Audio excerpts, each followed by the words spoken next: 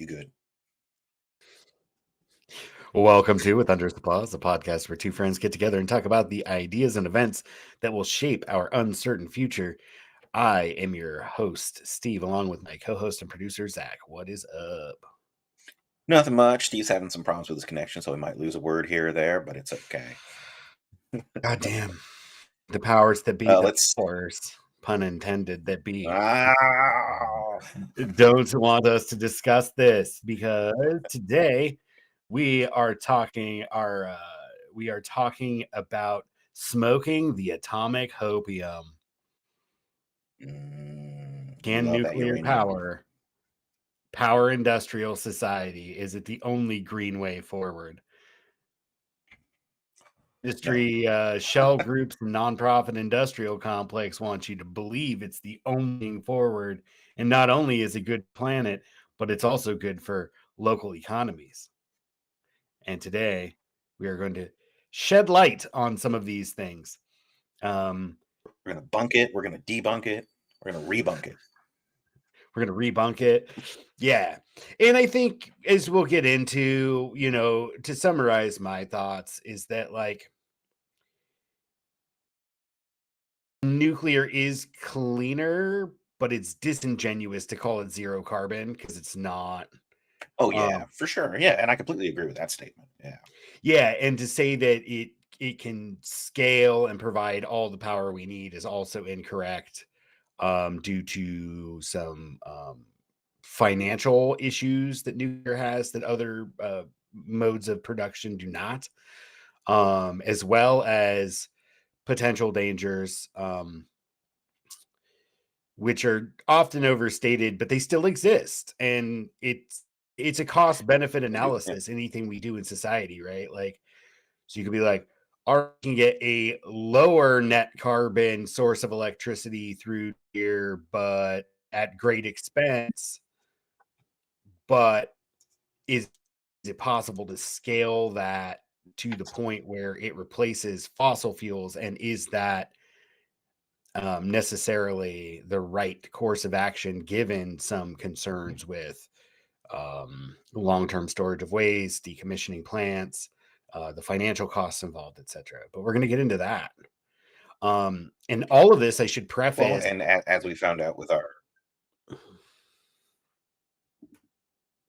Your what? as we found out with our renewable energies, with renewable energies, pretty much anything that requires you dig something out of the ground is going to have a bunch of costs that we don't typically talk about.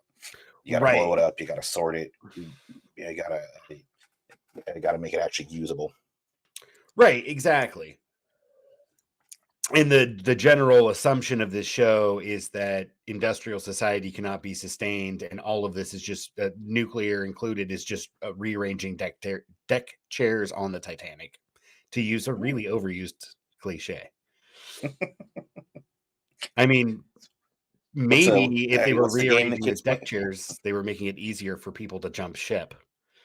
That's So true. I don't know. I What's wasn't on the the Titanic, clearly. what's the game that kids play with the chairs and you remove a Minecraft. chair? Oh, Yes, that's true. musical chairs. Musical Minecraft. Yeah, Minecraft is. I found out the other day through a TikTok on YouTube video that it's the most played game in the world, Oh and yeah, I believe it. yeah, and people have made their fortunes off of it. It's wonderful. You Cool. got people just playing video games, making millions. We're doing the wrong thing. We should just play Minecraft. I know. I thought we should have an episode a week, a couple stories that we want to talk about, and then we like play a game together on Twitch or something. Oh man, here, But watch us alas, suck video games in these Apex days are Legends all or about something. out of as much fucking money as possible. That's true. At least some of them do it, where it's like, oh, do you want to look pretty and have a cool, design? Give us some money. And if you don't care about that shit, you're okay. Right. I heard Call of Duty is like that, except it's like skins for like Oh, yeah. weapons and shit. Like you don't Yeah, really yeah. need it to be competitive, but like people like to do it to cause they stand out. Yeah, exactly. It's just digital fashion. Digital fashion. Still cheaper than real fashion and has a lower carbon footprint too, I imagine. Ooh, you've never heard of Sheen or Shine or however it's pronounced. Although our digital infrastructure is a serious consumer of electricity. It So, is. can we have the nuclear powered gaming devices of the future? Let's get I into it. would. Oh, I was going to preface all of it Yeah. comes out of like being in a left space and being fully committed to ecology for me personally. Okay. And fully committed to this idea that the problem with industrial society is, or the problem with society is not religion, it's not colonialism, it's not imperialism. These are all things that are problems. But what it boils down to is that humans uh, do not sustain themselves within a land base and overstrip that land base and then are forced to go take from another people.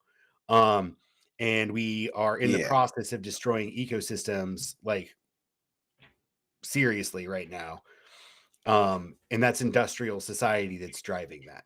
And so in Right. left spaces, um, I see folks talk about this issue, and there's been a lot of criticism from some parts of the left idea space against the concept of degrowth, which we'll have to get into another day. I don't fully understand it, although I'm sure people would call me a degrowther, but that's ultimately like maybe the purpose of a national economy should not be to accumulate and grow, and rather find that even a sequoia redwood, which is one of the largest organisms on the planet, like has an adult mature size, right? And its growth slows and But Steve, if we don't accumulate and grow, how can we have these nice tchotchkes? We need growth so we you're can have tchotchkes. you're right. I was watching a live stream the other day and they were just going through like a gift website for like last minute Valentine's Day gifts. And I'm like, Oh my this is god. like peak consumer culture. Cause like some of them were kind of like, oh, okay, like a cute little pop-up card with like puns and stuff. I'm not opposed to Yeah. like that kind of gift giving, especially if it's like a paper-based product that like, is renewable for all intents and purposes, even if the industrial plantation timber and production and stuff all has environmental costs. It's relatively benign in the grand scheme of things. Yeah. But then there was one that was like an electronic wine dispenser that mounts in your shower so that you can stand in the shower while you pour yourself a glass of wine and drink wine, which to me is just You know, excess. Camelback. Camelback. Just get a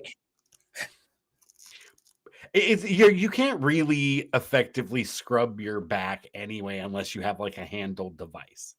I do it all the time where I it's twist the true. rag and try and do this like raking thing. But that spot between your shoulders, man, it's really tough to fucking wash. You gotta get somebody else to help you. That, All right. that's the So, ticket. and I think I might have joked on Thursday, I got banned from this stream. Oh, was it this one? It was this one. Yeah, I got banned from the stream. And then I then commented on the video and they removed my comment. And most of what I said, we're going to talk about today. So, Nah. internet censorship by big tech is absolutely 100% a thing. And I think it's probably in many ways more problematic than like channel their viewers. Like, sure, anybody needs to make a space everybody can use by taking the most toxic elements out of it. But the fact that I was like Mhm. bringing up really important things like, hey, nuclear is not carbon neutral, right? Like silencing those False. inconvenient truths is deeply problematic, especially in left political spaces where uh, we like to pride ourselves on nuance and on information and on rationality. Make sense? Right, right. Yeah. Yeah, yeah. And that's the thing is they might tell you like, hey, that's not part of the conversation we're having right now. We included detailed information in the show notes, like please reference that. But then to just ban someone for even bringing it up, childish. Well, I mean, I think maybe part of the problem was like I was saying these things, but I also said like one of his co-hosts is like just a rabid shit lib, and I was like, Dave's a smart guy, man. He would be good to get rid of Matt Leck because Matt Leck is a fucking toxic shit lib. He's the kind of person who just calls everybody an idiot that disagrees with him. Ah, You know, yeah. Anyway, she didn't like that either. But that might have at had any more to rate, do with it. I didn't think that 5 fucking comments that were more or less in line with everybody else in the live chat would get me booted, but whatever. Yeah, yeah, you can actually see the live chat like replayed in real time, and there were a lot of people that are just like, "What about this? What about this? What about that?" You know, Yeah. and of course it looks like a scripted thing, and so you had a producer in the background who was like, "Oh, that's actually coming up shortly," or that's not going to get covered or whatever. And so like there were people that had questions, and And they it's yeah, sorry, yeah, go ahead, finish your I was going to say they didn't have a Q&A session. It seemed like. No. And it really is a problem with this space, generally speaking, is that there's not an opportunity for dialogue, right? Because it's all kind of one sided. And if they really don't like what you're saying, they can just remove you. And Yeah. so there's not really a way to dig at deeper truths, which is what we're supposed to do as leftists. We don't, appeal to fucking sky daddies. We appeal to the rationality of the human mind, right? Like, Sky Daddy. but we're at a point where people want to believe that there's some quick fix to make industrial society exist indefinitely, and there is not. And I am not Well, shy and the thing about is, there's that. always been yeah, and the problem is that we've always had the quick fix for several hundred years now, almost. Like every time there's been a problem, it's like, well, we made this widget to fix it, or we found a device or a new process. We don't have enough nitrogen for crops. Oh, we found out about this process to like free nitrogen and make it available to plants. Yeah, and But we're people kind like of reaching limits. yeah, and people like Dave Griscom, among others. That's the guy who hosts this podcast, Left Reckoning. Mm. I'm sorry, I keep pointing to it because I see it, but I don't know if everybody else does. Not yet. I'll let Okay, you know. so anyway, Dave Griscom, Left Reckoning. This was the impetus behind today's show. He had this nonprofit person who just happens to be employed by a larger nonprofit who happens to get most of their money from big tech. And I didn't find anything in their financials. I dug as deep as I could with the time I had. I didn't find anything directly Mhm. coming from the nuclear industry, but as I'll point out, some language that she uses is almost verbatim to the NEI, the Nuclear Energy Institute, or whatever, the main Mhm. lobby group for nuclear capitalist industries. And the phrasing was almost identical. So there's an connection between industry and these nonprofits, even if that's Mhm. not, if you can't parse that out in spending 45 minutes looking at financial statements, right? But what you can Right. Yeah. see is a lot of people, tech entrepreneurs, especially, who are invested in this idea of technological progress and technology being able to deliver us from a problem yet again. As you mentioned, we just kind of have this habit of quick fixes. And someone like Dave Griscom would be like, Malthus is a fucking, a Nazi. And because he said, like, hey, if we outstrip our environment, like, we can't eat because we need our environment.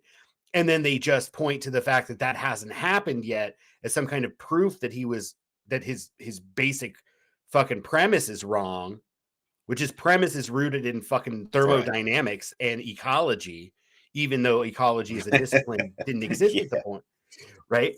Um, and he couldn't Yeah. foresee Haber Bosch turning natural gas into a nitrogen fertilizer, right? He couldn't see the green revolution, all the chemicals, all the GMO, gene bullets, and all these things we've done to squeeze a little bit more productivity out of ultimately a land base that's being degraded. In the past, we had to Yep. fallow Yep. Yep. fields. Now we don't. So, Mhm. Yeah. And that's the thing is every time there's been a barrier, someone's been able to come up with something to break through it, and moved past it population wise, and we've just never taken a moment, I think, to step back and say, like, should we just keep having children infinitely, or should we maybe like come up with some sort of plan where we limit ourselves? And that is Mhm. again the degrowth, project and idea, and it I didn't. really suffers. That's the main idea, is just that, Oh, okay. well, we need to like analyze the planet, see what we can like hold realistically, without infinite extraction, Mhm. and hold ourselves to that.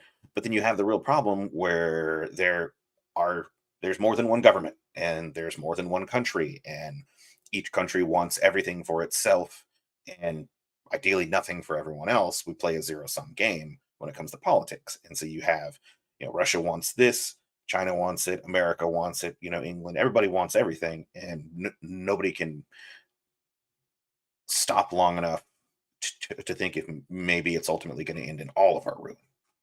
Yeah, and it's just it's an ideology, right? Like growth is an ideology, and like Yeah. yes, there is some correlation between standard of living, and I haven't put it all together yet.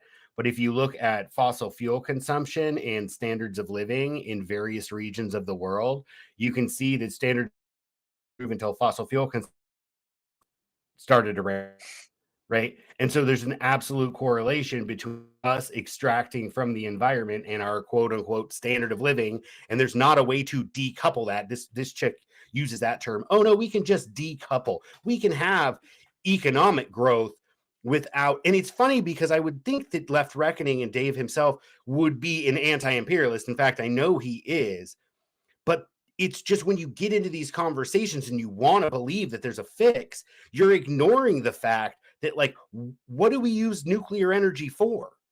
Like, what do we use that electricity All for? the same things we use other energy for. All the things that Yeah. and Yeah. where do those things come from? They're being fucking looted from the global south because much of those resources in the industrialized countries have been exhausted. And Right. I'll maybe What? we can do a show on it later. But I was watching a documentary on this proposed copper mine in Alaska, which would destroy like one of the most important salmon fisheries for the state of Alaska and also like the indigenous peoples and their cultural heritage. And like how they're like, oh yeah, we're gonna Food fight seems this a little. because it's an ecologically sensitive area. And I'm thinking to myself, if fools like this want to fucking buy everything to try and make, there's no way they can't dig that fucking ground and destroy that fishery, destroy the cultural heritage of those indigenous people. This guy would tell me fucking racist because I'm like, Malthus had a fucking point. But he's like, let's fucking build so many goddamn nuclear power plants and electrify everything without the ability to connect something as simple as electronic devices need copper. We need to get more copper. We will destroy this indigenous lifeway and destroy this river and destroy these salmon. To what? For how long is my point, too. Yeah, nuclear will buy us some fucking time, but it doesn't make last forever. So there's this kind of like, have you heard the term chasing the dragon about like opiate use? Yeah, you're like constantly like Chase me, chasing the next follow me. high, right? Until you Yeah. build Yeah. No, build that up a tolerance and then you OD because you took too much. That's all we're doing. We're chasing the right, fucking and that is an dragon out. of growth and of industrial lifestyles when like even if we can kick that can another 40 or 50 or 60 or 80 years, which I've seen some estimates up to 200 years of uranium that's like economically feasible to get out of the ground potentially. Right. Right. Pardon me, but that's still not forever, right? It's not forever. It's So hardly we anything. have to It's make a not even decision. the US's life. It's not even this country that we live in, like how long it's been around. Like we've been Right. around 250. 250 some odd years. Yeah. Yeah, So it's like, about 250. yeah, it's like, are you fucking kidding me? Yeah. Yeah. No, I lost it. All right. No, let's move into this because we have a lot to cover, and I do need to get going like pretty promptly at 4. Me too. Ready, go. That's if the mechanic calls. Because we are already seeing that countries are able to undergo economic growth while reducing their emissions on absolute terms. And it's a little bit jargony, but that's called decoupling. Mhm. And the basic idea is that through abundant, affordable, clean energy, we can reduce our environmental Pause. footprint. So we can make A lot of this is going to happen. I apologize in advance, and we might This is not the time get to to do it. everything. Yeah. What's that? I said this is the time to do it. I mean, Yeah. you got to. So That's the beauty of being able to pause. You can call out the bullshit in real time. call it out in real time. Okay. And we did clip it up into somewhat coherent, and there's a lot of sources. We've done our research. We've done our homework. Like, this is not, we're not coming at this like, oh, nuclear bad. And then the extent of our conversation, right? Like, it's pretty thorough. I actually think nuclear good when used properly. Right. And I'm not necessarily opposed to it, as I said at the very top. Like, I think there might be some uses, and I think that it would be okay to especially explore some of the newer generation plants that have additional safety features. But that doesn't change the fact that this is not a fucking fix to the problem of overconsumption. I do also think that, like, nuclear fission power is the hottest new idea of 1945. Really, right? Yeah, 100%. So you mentioned decoupling and how emissions can come down while also still seeing growth. If you just do some Google searches on energy mixes, because energy comes, there's a dozen different fossil fuel types. And even then, oil usually just says oil, right? But there's like dozens of types of oil, right? And not all of them have the same Diesel, energy concentration. They all require varying levels of processing to get it into usable form, et cetera, so forth. So it's a really kind of complicated issue. But that idea of like, oh, we know that you can reduce your emissions, so still having economic growth, is predicated on two basic assumptions. One, there's still ecosystems to turn into commodities, right? And also, the emissions came down because countries started switching to natural gas, which is like infinitely better than coal and only marginally worse than nuclear. In terms of like a life cycle. I think we'll actually see that later. Yeah, exactly. So let's continue. Right. Recycling more economical to reduce our need for raw materials. We can desalinate water and reclaim wastewater to protect our aquifers. We can grow more food on less land. So where does nuclear fit into all of this? The key to decoupling is abundant, clean, affordable power. And that's exactly what nuclear provides. How does nuclear help with the land problem? More food on smaller pieces of land. I don't understand. Because adding energy to the system allows you to do more. Because you're not really doing more with less. You're actually doing more with a lot more. I mean, that's what ammonium or whatever, nitrogen fertilizers, tractors, all these things. Show me a tractor that runs on fucking electrification, right? Like when I can see a tractor doing what a tractor does using really, I'm sure they exist. But heard me typing. Yes, they did. But really, like, that's another thing is that like the density of energy in electricity and stored in batteries is very low.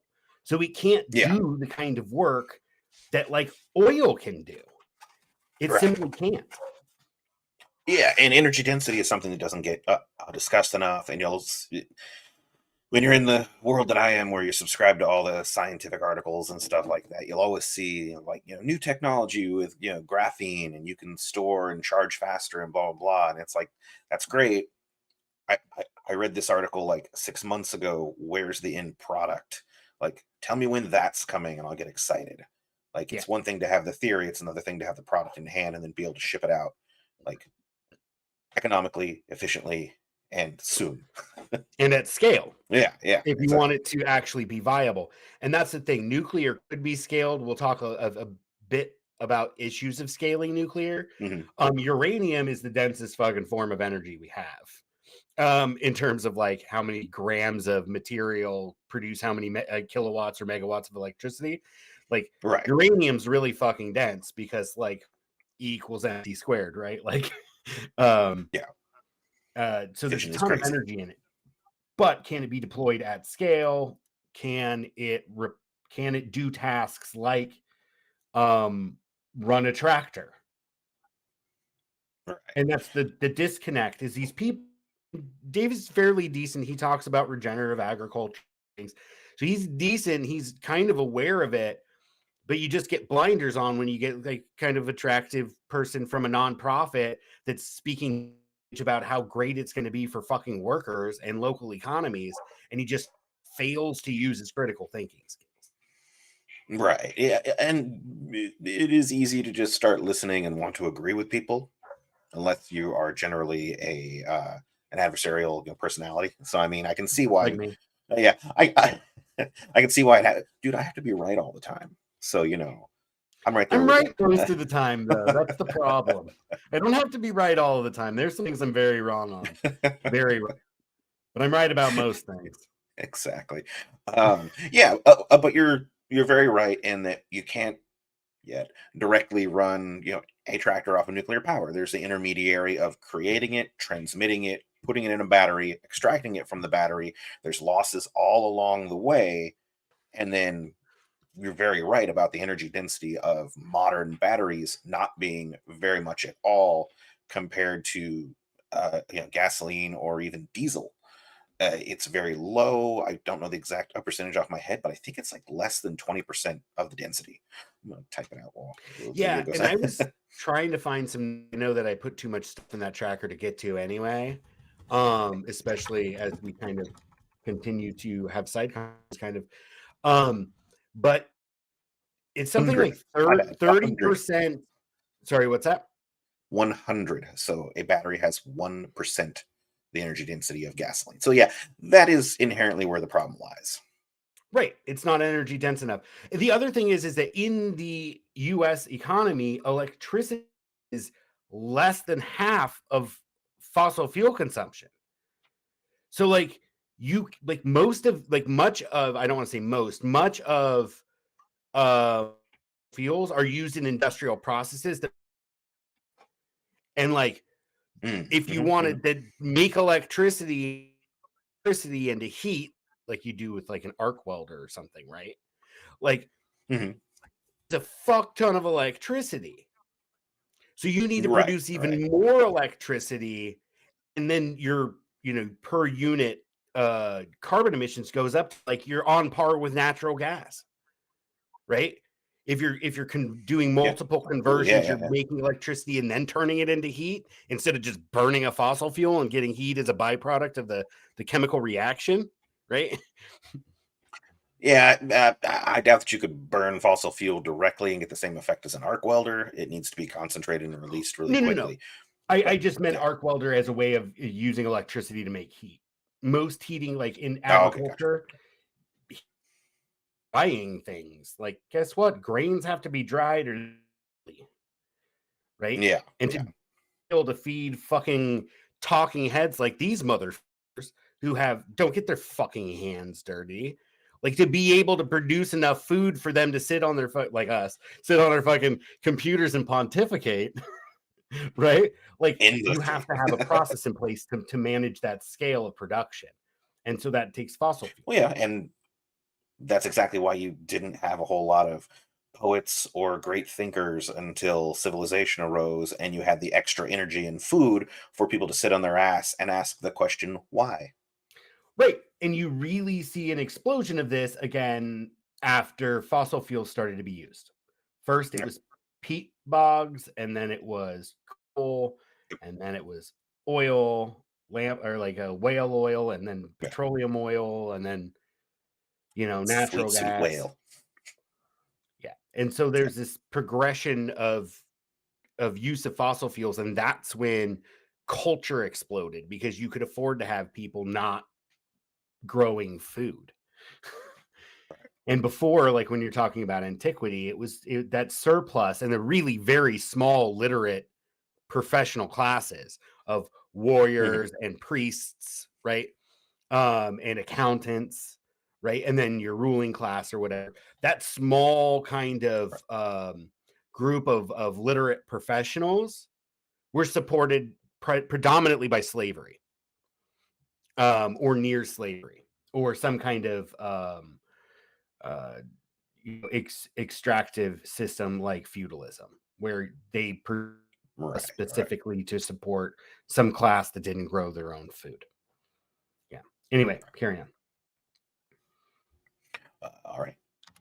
But I would also say, if you're somebody who's skeptical about this, just look at the nuclear industry itself. Like, it takes all of these concerns like almost too seriously. And I'm going to pause right fucking there. Do it. Because there is no such thing as not taking it seriously enough. Because like you've seen, we've had 3 Mile Island, Chernobyl, fucking Fukushima. People latch onto that shit like crazy. And because they're one-off events that can be blamed for a lot of things, they don't look at the massive harm that is caused by other types of fuel sources, that cause big damage over time. And so nuclear kind of gets held up to this higher standard, since it can be so destructive if not properly taken care of. And so, no, you can't take it too seriously, or you can never take it too seriously, because the moment it happens, everyone loses faith. They say, no more of these. I don't want it, not even in my backyard. I don't want it in my country. You just shut down everything. Yeah, which is exactly one of the things that have hurt. The thing that's hurt nuclear most is its cost before this is over. Because I think it's probably the most important part. But I think what he's saying is that the industry takes people who think it's unsafe, or that the industry doesn't. He's saying the industry takes it safety very seriously. Too seriously, he says, and I'm like, no. It's not too. Oh, I see. It's the right amount of seriously. I would agree. Yeah. And the other thing is too, is if you wanted this to where it actually. Sorry. If you wanted it to be okay, we have a government agency that builds and operates and oversees these plants, then okay, cool. In certain circumstances, I might say we don't really have a better option here. Nuclear could be in the mix, right? But the reality is 3 Mile Island is a perfect example. The nuclear regulatory bodies are staffed by industry people on behalf of industry. And that was the whole problem with 3 Mile Island. And even then they were like, oh, there's no health effects. There's no health effects to 3 Mile Island. It was a nothing burger. It was a nothing burger. And then it was 20 fucking years later, epidemiologists are like, oh no, this is not a nothing burger. There were significant health effects. Were they catastrophic? Were they Chernobyl level catastrophic? Fuck no. It was only a partial meltdown. No.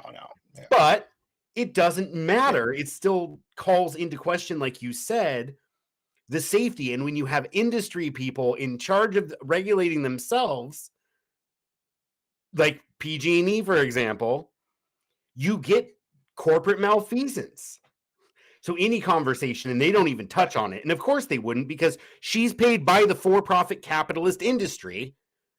That's how she does her job. She has foundation money from it. Yeah, right? Through a nonprofit that probably, gives a tax break to the for-profit industry. Right. And there's all moving parts to this. A lot of it is because the talking about clean energy, nuclear set all these after the nuclear movement and people lost faith and it kind of died off away. And then people started talking about climate change and the need for other energy sources. And that's when nuclear is like, all right, let's set up this all these nonprofit that we're doing lobbying. We have people like this who look non-threatening coming in and being like, I'm with Moms for Nuclear. There's literally a group called Moms for Nuclear. And they can go and talk to some politician and be like, I'm concerned about the future of my children. That's why I want nuclear. And it's all about fucking getting Congress to allocate money for the industry, because the industry is not profitable by it. Let's carry on. Continuing on.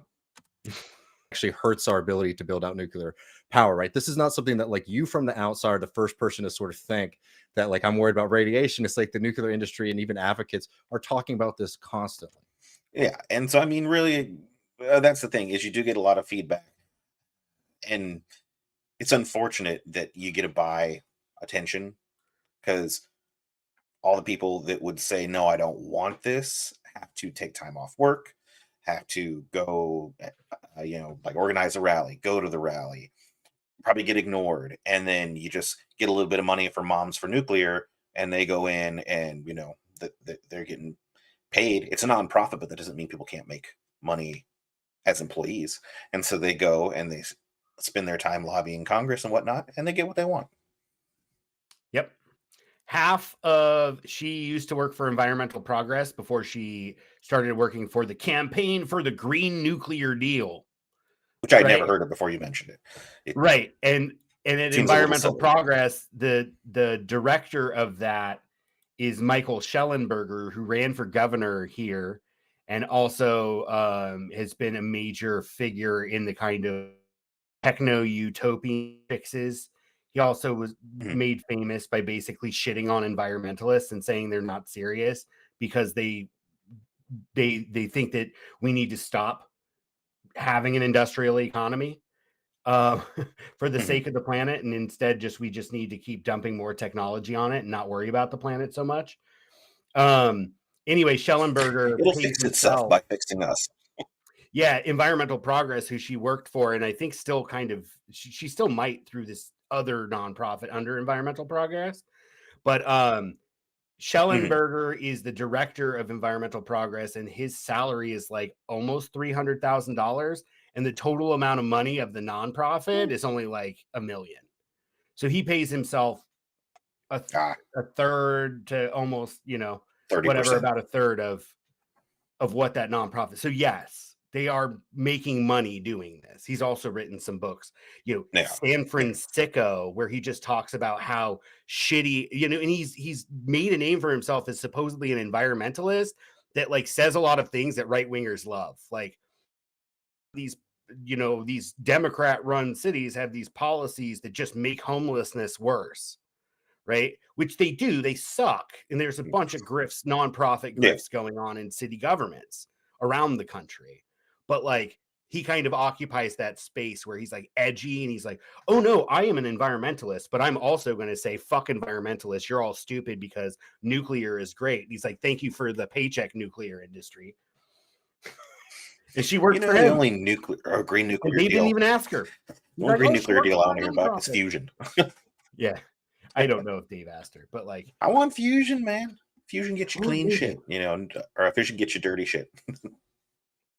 Moving on. But it's always 30 years away. So yeah, I guess we'll always 30. There's a joke about that. But there's also great information at the World Nuclear Association website. Now, some people, feel like they can't trust that because it's an industry association, but it's, completely cited from the UN, World Health Organization. It's all right there. So I would start there as a resource. And, I'm hopefully working on something that acts as a repository for all of this so people don't have to dig through technical reports or industry websites to get it for themselves. Oh, bitch, match. I feel like you had something to say about technical reports. Yeah. And I call fucking shenanigans on that whole idea. Oh no, it's industry, but it's all cited.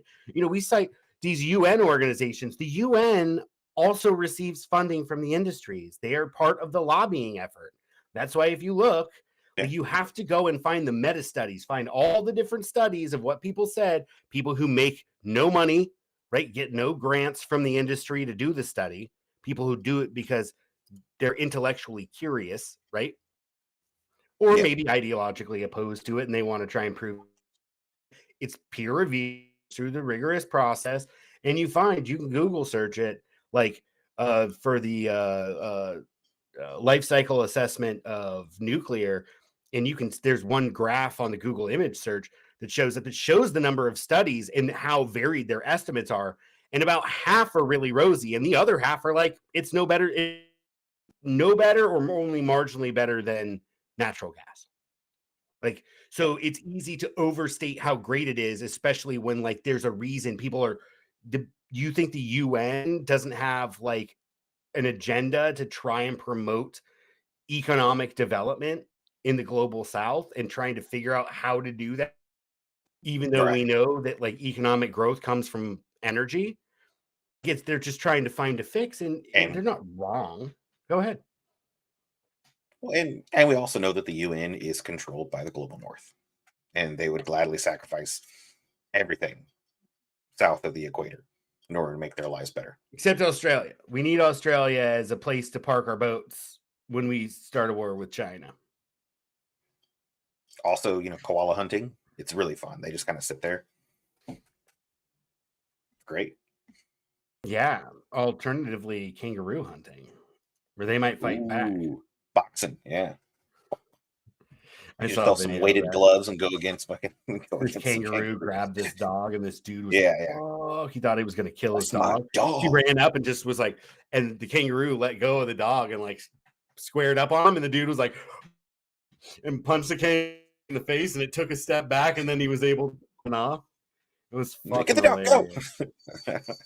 That's a pretty well, like, fucking, pretty well you're worn. not going to kill my dog today, Rude. Take this, We you need pouched more of that motherfucker. Very Kangaroo boxing.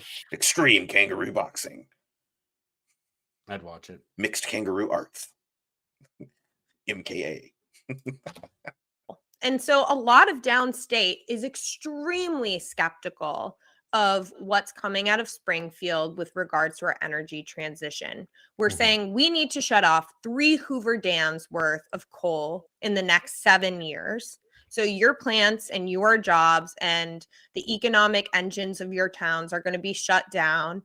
And they don't really have a plan for replacing those jobs. Just like renewables don't replace fossil fuels like for like, renewable jobs do not replace fossil fuel jobs like for like. We don't produce most of the solar and wind in the US. That gets produced abroad. So really you have installation, and those jobs are temporary and often low wage. They're located outside of the communities. These are not major sources of tax revenues for communities. So how do you expect to get people on board with a massive decarbonization effort if you're taking away their livelihoods? Whereas with coal to nuclear, you can say, we want to allow you to maintain your purpose. We want you to keep being an energy community. We want to retrain so that you can maintain jobs in your communities. We're going to give you an even better tax base. To me, I hate it because I hate working. I don't want to work. I don't want to have a purpose that is based upon fucking providing riches for some guy, who probably doesn't even live in the city. And I hate the fact that she cites something that is true, and that is that renewable production is not generally a domestic thing. But whose fucking fault is that? We choose not to do that. We choose not to pay the wages that the people in Illinois would demand, because it's easier to send it off to China or some other country that has much lower wage rates, or possibly slave labor, and have them do it for us, and then shipping it back over is still cheaper than having someone who's making federal minimum wage, but I think it's like $7.25 or some shit like that. Yeah. And so the issue of wages is one that comes up because they're like, oh, nuclear power workers get paid much more. Actually, they get paid more. She says 20. I did the math. I can tell, and this is from the Bureau of Labor Statistics, government agency that keeps track of wages. And you have to believe them because they're a government agency. Right. I'm just saying, like, where can we get data that might tell us if her statement that they 20% higher is true?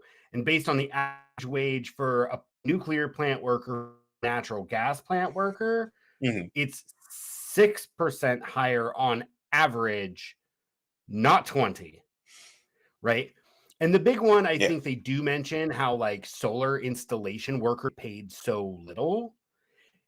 And I 100% agree that solar installation jobs are not fantastic, but solar installation jobs are also a people to get into the trades, because a lot of training to install solar.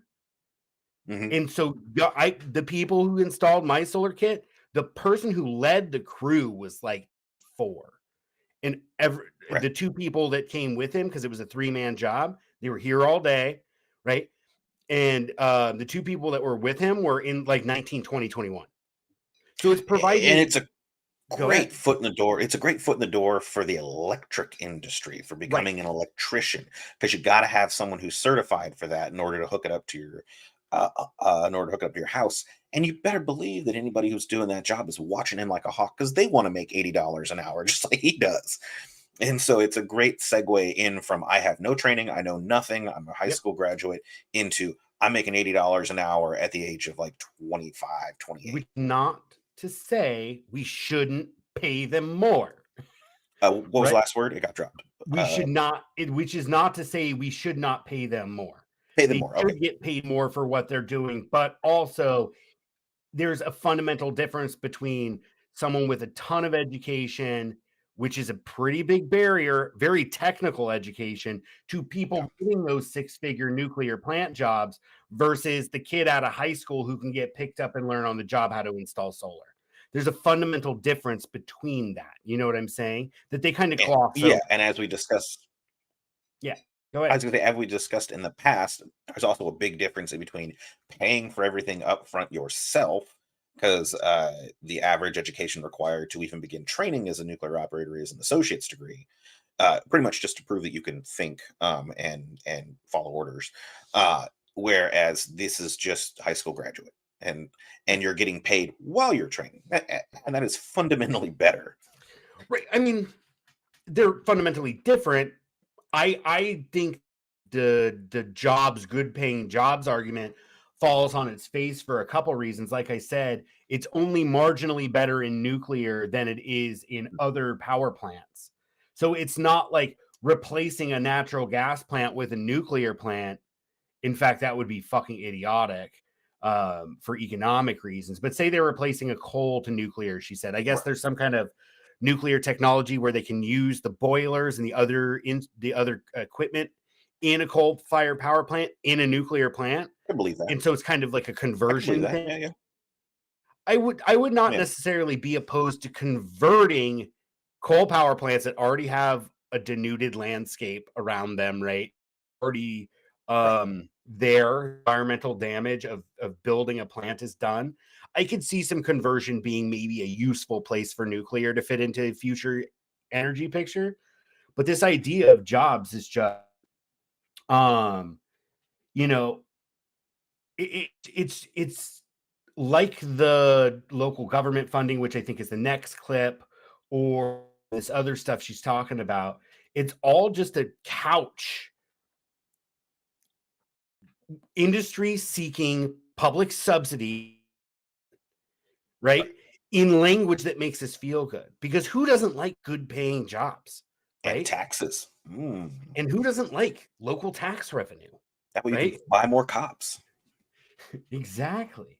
Oh, I found a piece that was talking about cannabis taxes being spent on cops. I was incorrect. I think I said it was near universal that like 60 to 65% of every city government goes to police. Yeah. In the state of California, it's actually the average is, I think, around like 40, 42. Oh.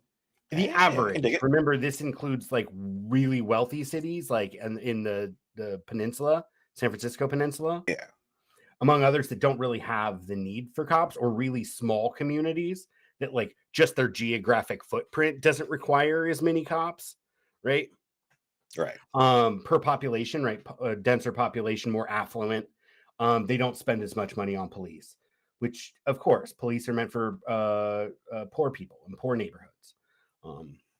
But at any rate, I just wanted to correct the record because I think I thought it was near universal, and it's pretty common for cities to spend that much. Because I know Chico spends about 60% on cops. But it is not universal. The average across the state is actually a bit lower, yeah. So I was wrong. Okay. I'm right about Go most California. things, but I was wrong. Carry on. Last clip of this, right? Can anyone trust what you say? One more after this, No. very short.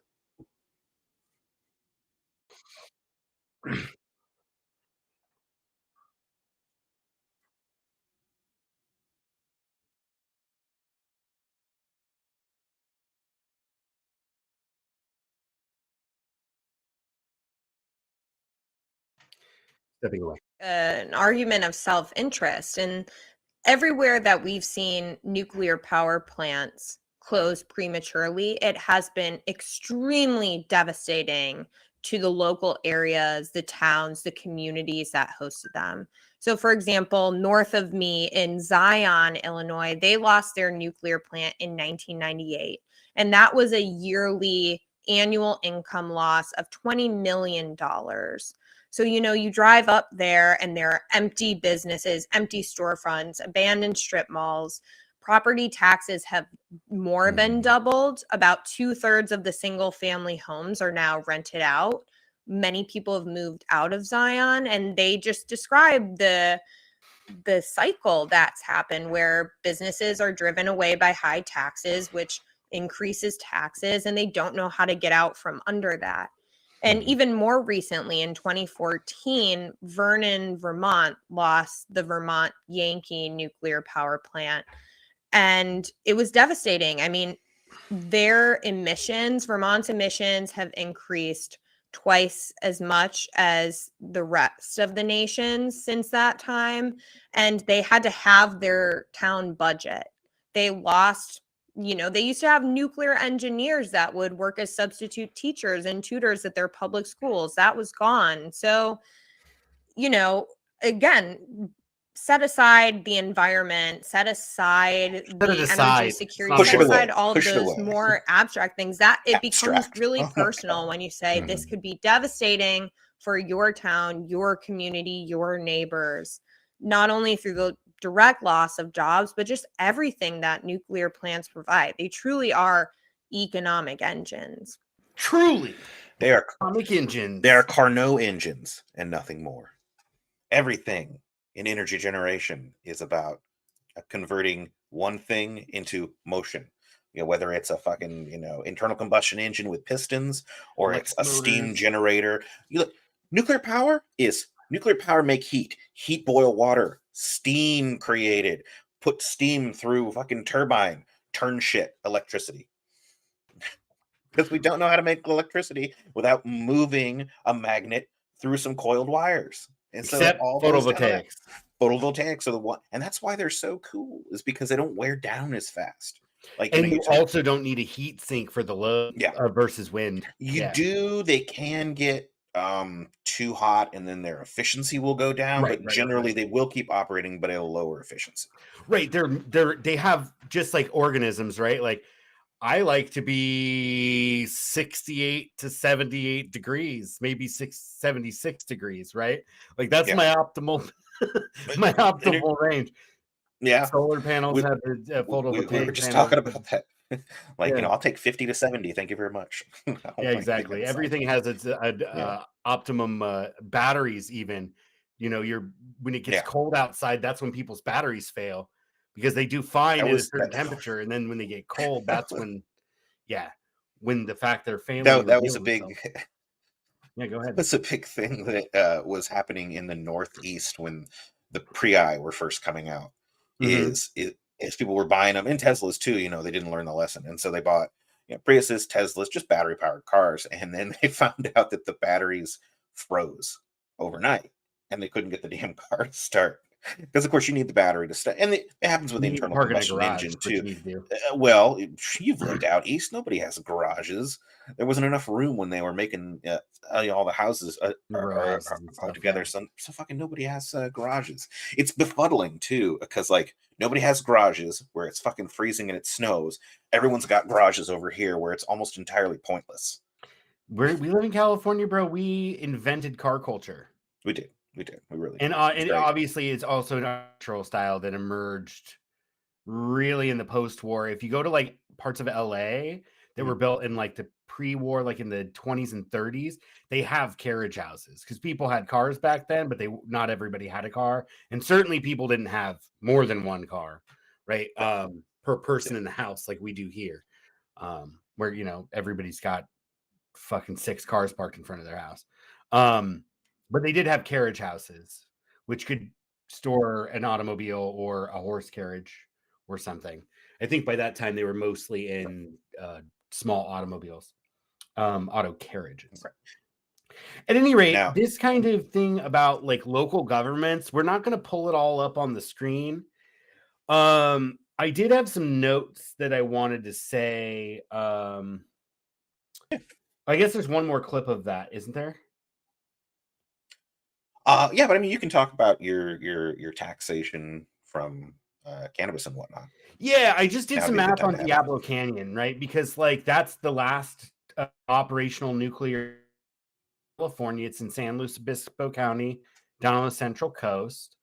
It is closing. Part of the reason it's closing is that federal regulators instituted a series of safety upgrades required because Diablo Canyon. Can you pull up a satellite view of Diablo Canyon so people can see if they're unfamiliar?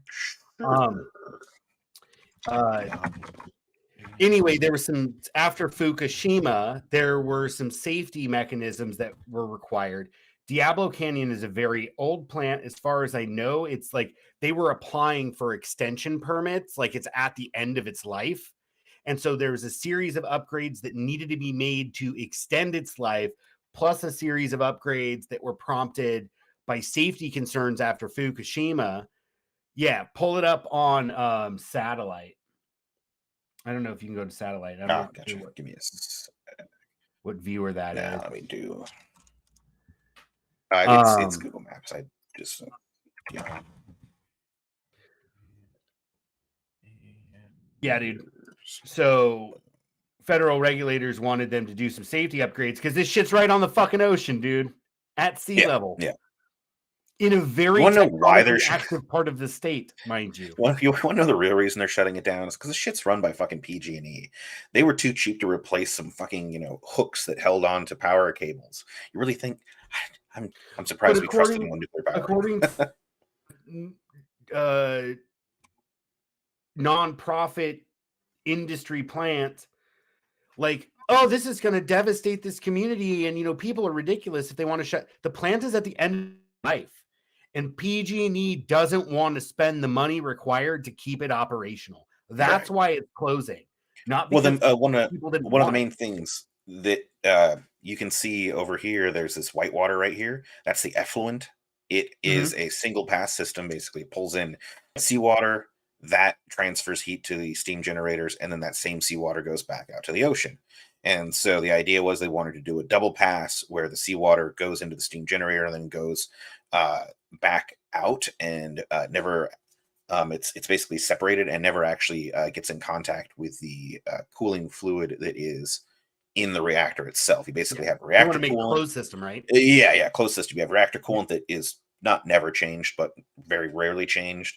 And then a second source that takes the heat from there out so that it's separated out and you have much less chance of something like an earthquake or a tsunami. You're releasing the radiation into the area. Yeah, this is like at fucking sea level. This is a really old design. Like that's the thing is when you talk about like nuclear submarines and nuclear aircraft carriers and stuff like that, they use the two pass system and they are old. So this has got to be even older, or at least it was they at didn't the end of its incorporate. useful life. I forget when it was built. It's got. I mean, anybody can look it up. But yeah, but it's like there was a series of safety upgrades that needed to be made to extend its useful life, and PG&E says we don't want to spend money. And Rancho Seco, which is a plant that was in that SMUD built, Sacramento Municipal Utility District, and that's like on the American River, kind of up near Folsom. And voters closed that down. There was an accident that wasn't a partial meltdown, I don't think, but it happened in it happened in the 80s, I think, like right before, like maybe a year or two before Chernobyl. And so then the voter, like they did a petition and got it put on the ballot. Do you want this? But what SMUD actually said about it, and this was like a decade into like a 25-year plant. So he built this plant, took him whatever, 6 or 8 years to build. They ran it for the better part of a decade, and then they shut it down because of partly because of this accident. So it wasn't producing as much as it could. And then the voters said, we don't want it because they didn't trust it. In that area, there's like millions of people that live in that area. But the Right. real thing that I read, Smut had said is like natural gas was just fucking cheaper. Like this plant we built was costing us too much money, and we could buy electric produced by natural gas at like a fraction, like a third of the fucking price. So ratepayers were like, And I don't know why if are we they're like, paying more for this thing that's kind of potentially dangerous, like in our backyard? Sorry, go ahead. oh, I don't know if Smud is like PG&E or if they buy from PG&E, but if you recall from some of our previous videos, PG&E only gets paid when they create new things. They can't do like a rate increase if they just do maintenance. They have to do new construction in order to basically get a permission for a rate increase. And so, of course, they're going to shut down something that needs massive refitting, probably to the tune of billions of dollars. Oh yeah. Like refitting a nuclear power plant is no small deal. No. So rather than do all that, they're just like, nah, just leave it there. We'll get a new one. Maybe we'll deconstruct it, maybe not. And the thing is, like, part of the cost in one of the videos I was watching was tearing down the old plants. And it's like, you don't always have to do that. Like you could just leave it in place and let it be an eyesore if you're too concerned about the cost. The only thing you really care about is the used nuclear fuel. Like that's the one thing you got to worry about. And thanks to Jimmy Carter, we can't even recycle it because he's worried about fucking, nuclear, proliferation. It's like, well, guess what? We had nuclear proliferation anyways. Right. So why are we not recycling what we have to make use of it again, like so many other countries in the European Union and throughout the world are doing? Instead, we're just sitting on this high-level radioactive material and letting it go to waste. Yeah, I mean at Rancho Seco, the and at shit, what's the plant in San Diego? Is it nuclear? Yeah, I forget the name. It's in Orange County, maybe not San Diego. Or is it in San Diego? Oh, the San Onofre one? San Onofre, yeah, that's the one. That's in Orange County or San Diego? San Diego County. There you go. Okay, yeah, San Onofre, like it's a kind of big deal because that area urbanized heavily since that plant was built. Yeah. And they're like, what the fuck are we doing with all this like super dangerous waste that's stored here? They're like, oh, it's fine. Yeah, I get that like the masks and containment systems are fairly safe. You got people But not right back. not in a tectonically active area like California necessarily, right? Like they're like, oh, and they do. Go ahead. No, a plane wouldn't do it. A plane wouldn't do it. They over-engineer the shit out of those things. No. I'm saying jet fuel cannot melt steel beams. I exactly. I saw some tests. They burned them with jet fuel for like an hour. Yeah. Yeah. It didn't do anything. All right. We're good. No, these are pretty... Steel casts are surrounded by 10 feet of fucking concrete. We're good. They're not going anywhere. But yeah, I like even then, got a bunch of surfers. Yeah, we don't know with like earthquakes and other disasters. There's ways, and at any rate, they're storing the waste there. They're storing the waste at Rancho Seco. That's the policy, is just to keep the waste stored of the reactor. And there are concerns. They're not huge concerns. I know, like me personally, I have, I'm in the process of drafting like my emergency preparedness plans for like kind of like obscure or really unlikely scenarios. Mm-hmm. But I would plan for nuclear radiation from Rancho Seco. You're right, because if it's irradiating a bunch of fucking dust from the Lion King, you got to be upwind from me. True. I probably want to know. What's that? Yeah. Oh, I said, much like Scar from the Lion King, you got to be prepared. Right. Let's watch the last clip. We do have a last one clip. I think I added at the end. Right. And I was it made me mad, and I will read my note that I included in the tracker. But I'm curious, so I remember when Bernie put out the plan for a Green New Deal, being very excited. And we had Matt Huber on the program last week to sort of talk about what the after effects of the Green New Deal were. And like there was a lot in it that was very exciting. But I think, one of the most clear examples of why it wasn't successful in the end was that, you know, it really got held up and heralded by like a kind of NGO green left group of people, and the union buy-in was really, really limited. I'm curious, like, if you have any thoughts on like the role for union and organized labor in sort of pushing for a green nuclear deal. I mean, it was interesting because in the battle for My an bad. I even actually had the better wrong thing queued tax up. base, you know, these are generational jobs. This is a long-term strategy.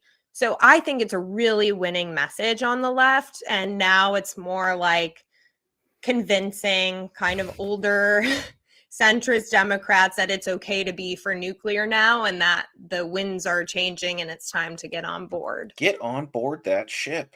Are you not ready for nuclear? It's probably because you're a boomer. Did you say you queued up the NEI? No. I queued up I had it queued up and I was watching it and I didn't reset it. So. Okay. Yeah, I just wanted to. I need to share this tab. Wait a second. Do it. Where is my option to share this tab? Oh no. Oh, am I not sharing it? Are you using the wrong browser? Oh no. Wait. I don't think so. I see it on your thing. Huh. Interesting. I Okay, see it I'm there, going but to I don't see close this. And then I'm going to reopen it. Which means mute it. Screen share, select screen to share. I might have closed the tab I was sharing. Is what happened. No, we just need to All right, we got silence it. There we go. We're muted, so you should be able to see if you switch over to Docking Bay 82. We're good. We are on your feed. It's just fantastic. This is from the Gotta keep it Nuclear Energy Institute, I believe is the fact. Look at this. Yeah. Cool. It's a paid landing page from the nuclear industry about all the cool jobs nuclear is going to provide. I just want to point this out here. Nuclear plants can operate out to 80 years or more. So your power plant can provide jobs for multiple generations of. That's all. You can stop sharing. I just wanted to. But can I wear cool sunglasses while I'm doing the job? Right. And her, did you come back to 94? Docking Bay 90. That's what it's called, right? Weird. Yeah, Docking Bay 94. Is that where the Millennium Falcon is on fucking mouth? You fucking nerd. But, all right. Anyway, I knew it was some connection. Anyway, like I found this to be particularly insidious just because it's like literally an industry talking point that she regurgitated using the same fucking language, right? Oh, these are generational. Yeah. So you like trying to like appeal to, well, you know, like Dave Griscom, who isn't a fucking worker, dude. That dude is like younger than we are by a lot. I don't even think he's 30 yet. He might be in his early 30s, but he's been doing this kind of media stuff since he got out of college. So, I mean, he might have had jobs. I don't actually know his full history. I don't want to throw absolute shade on him, but he does mostly this, but is always concerned about unions and labor because he's like kind of in that like Jacobin kind of like old left thinking space that like workers have to like unionize and rise up to like get anything done, despite the fact that like most of us are so precarious that like we don't stay at the same job long enough to unionize. Okay, boomer, right? That was another insidious part, right? Like being like, oh, it's just these silly older people that we need to like convince that it's hip. It's cool and hip to be into nuclear now. It's what young people are into nuclear. Like almost framing it in such a like if you disagree, you're probably an old boomer, right? Instead of someone who goes through the fucking data. It was pretty. It's like, wait a minute. So are you young-splaining nuclear power to the people that pretty much invented it? Amazing. Carry on. Right, and not just that, but like, yes, some of the anti-nuclear movement folks are boomers, right? Like, so they were instrumental in that. But she's kind of saying like, oh, well, we just need to kind of ignore these other people because us young people in the know that nuclear is the way forward, which I find really fucking insidious. Another point I wanted to make, I did some research and it at like if we really the idea of scaling nuclear, we would need about 15,000 new nuclear plants over the course of the next several decades. And so we're going to get to an article that discusses why that's deeply problematic. But my point is like, they're like, oh, good union jobs, this, that, and the other thing. First of all, nuclear plants, as I mentioned wages, I didn't mention workers. They said something like 1,000 plus workers per plant. And I was like, that sounds like a lot. 500 to 800. What's that? It was 500 to 800. Yeah. And I did the math. There's 92 operating plants in the United States. And the average is like less than 50 employees. Yeah. And when you think about it, what do you need? 4 shifts, right? And then an admin team, a couple filler people. What are they counting as an employee in order to get to 500 to 800? Do they consider every contractor that created it? Are they considering the janitor? Are they like, you'd have to be counting everyone. I think based on the numbers that I found of the number of people employed in the nuclear industry, again, Bureau of Labor Statistics, there are less than 5,000 people employed in the nuclear industry nationwide as plant operators. And when you look at it, they break it down. Government regulators are counted as jobs created. And people who educate for that particular thing are jobs, right?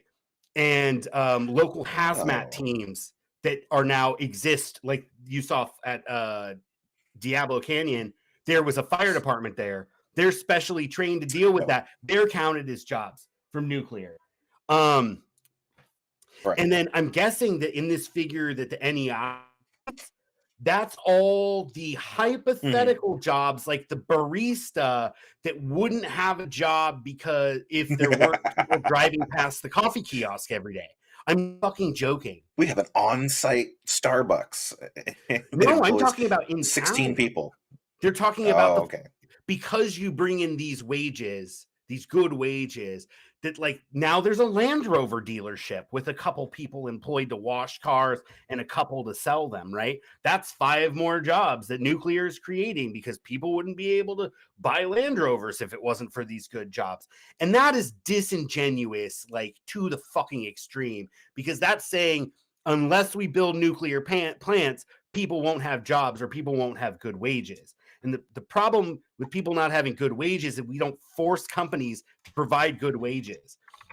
And the problem with lower tax receipts is because we're underfunding governments, and governments underfund themselves by refusing to fucking tax the rich people. And in California, we have Prop 13. So like property taxes don't increase for all these fucking geriatric motherfuckers that are in like a nice single family home by themselves because their kids moved out and their spouse died, and they're occupying a 3-bedroom, 2-bathroom house, right? They're paying taxes at the price they bought that house for in 1975 or 80, whatever, right? Because I think Prop 13 was 73, 76, somewhere in the mid 70s that happened. And that's when property taxes got capped. So if they owned it before, they're paying it whenever Prop 13 passed, or if they bought a little later. Still, they're paying a fraction of the property taxes, and they will continue to pay virtually no property taxes until they die and it transfers hands. And so the problem with funding local governments is not that we need more nuclear power plants so that governments can have functions, right? I looked it up in San Luis Obispo County, and I couldn't find data for SLO.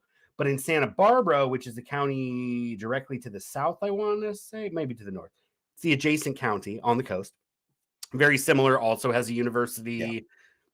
Although it's a beach community, whatever, coastal community. Their cannabis tax revenue, which has only existed for a handful of years, right? Because we legalized not long ago, and it took a while to roll it out, right? Yeah. So they haven't had these 2020 for very long. And it didn't roll out. What's that? I believe it was 2020, and it really didn't start rolling out until like 2021, somewhere along those lines. Exactly. But my point is that tax base did not exist just a handful of years ago. And cannabis taxes, at least in Santa Barbara, where I could find concrete data, is about 65% of what the estimated economic cost of closing Diablo Canyon will be to the county and local governments. So cannabis more or less So makes damn up near recovering for everything. seats in California. It's $1 billion a fucking year in taxes, right? So maybe the state of California, we can And you're going to have petition a lot of lawmakers in unemployed California to nuclear redistribute. workers. What's that? I said you're going to have a lot of unemployed, nuclear operators who are now, needing to occupy their time a little more. So They're freed from the constant threat of fucking piss testing, which I'm sure you do in yeah. the nuclear industry. Everybody gets piss tested, I'm sure. Oh yeah. But at For any sure. rate, I just wanted to point out that, like, when they talk about local governments, and so there's one more point: cannabis taxes in the neighboring county are significantly are a significant portion of what they'd be missing, right?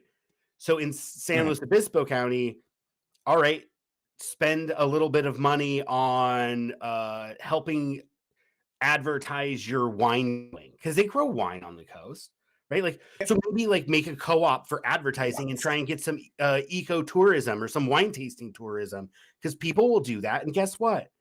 It's not going to fucking melt down if it hit with a tsunami, right? Wine grapes are fine. Right? You might have a Karen melting down, which you can't get her wine, but that's about it. The only meltdowns you have to worry about is a Karen that's had too many. At any rate, that was a good one, Zach. I appreciate that humor. But the other one was that the subsidies, and I don't have concrete numbers here. Encouraged, they might be in the show notes. If you included all of the links that I had in the show Everything's notes, there. I'm not going to get to all of it. There. Yeah. So you should be able to find the subsidies. Every plant is different, but if you average the subsidy, the total amount of subsidies estimated, because like concrete numbers are really fucking hard to find. And then when you're talking about in the billions of dollars, like what's another $50,000, right? Like, oh, really? Yeah. Rounding error. That's what it is. Rounding error, right? Like an Office Space level rounding error that turns from fractions of insignificant to pound me in the ass prison pretty quick. Great movie. At any rate, yeah. So the subsidies, if you average the total national subsidies by the number of plants to get like an average per plant subsidy, we're actually subsidizing nuclear plants with tax dollars to the tune of more than local governments are receiving back in taxes due to economic activity. Yeah. Right. And they always like that. Oh, no, we need to do this thing because we need people to spend money in our businesses because it's good for taxes. Dude, a city only gets like 0.5% of the sales tax. The vast majority of it goes to the state of California. And a significant chunk of it, we have a 7.5% sales tax statewide. And municipalities have additional taxes, sales taxes that the state, and then redistributed to the municipalities. At any rate, 1.5 cents per dollar, 1 cent auto law enforcement, no matter what. And like 0.5 cent comes to the city, which in my city, 60% of that few cents goes to police. So when they talk about local government revenues, you have to realize that like we are paying out in taxes to subsidize that nuclear plant more than that government is being paid in taxes. I'd rather just pay San Luis Obispo's fucking library system directly rather than giving my money to the government, then giving it to the nuclear for-profit nuclear industry, and then the nuclear giving some of it back to them. Yeah. Let's just cut the fucking middleman, man. All right, let's move on because we have a lot to cover. You mentioned you mentioned just real quick. You mentioned the 15,000 power plants being the estimated how many you'd need in order to achieve the dream, and we currently have less than 500. So we need to more than globally 30 times. It's 439. So we need to. I think it's 92.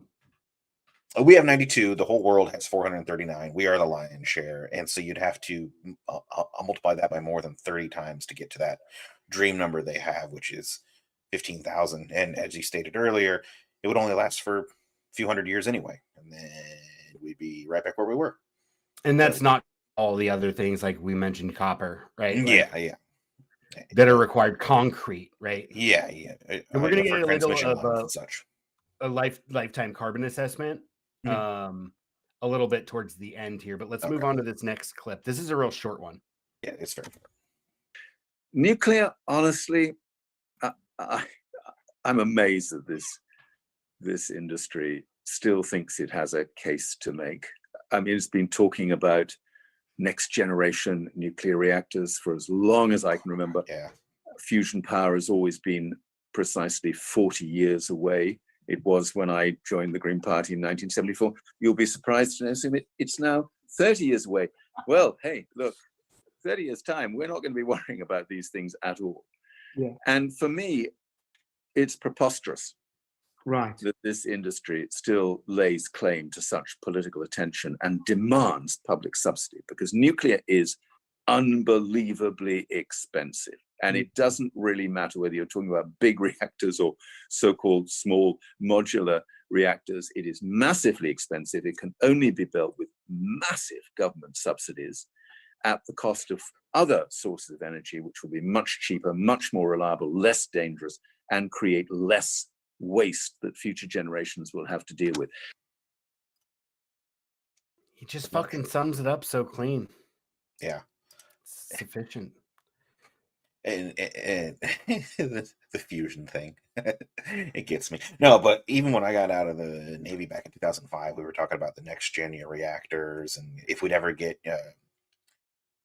I don't know what the official title of it is, but it's basically direct energy capture, where instead of having to go through the steam engine, you just are able to take energy from the fissioning of the materials and capture it directly, and utilize that. And that was 17 years ago. So I mean, like, they haven't made much progress in that end. And then fusion, he's not wrong. It's always been 20 to 40 years away. And despite all the appealing articles that are coming out now about China having a reactor that's breaking even, and the United States had one recently that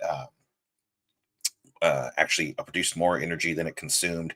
It's all for like, oh, it produced like 1% more energy than it consumed for a millionth of a second or something along those lines. It is depressingly slow progress. And here's the deal, bro. I would much rather dump. Well, I mean, for me personally, I think our priorities as far as dealing with climate change, etc., is a global program of ecological restoration. First and foremost, allowing people to be more resilient in place to try and help stem some of the migration that's going to cause political problems, etc., so forth.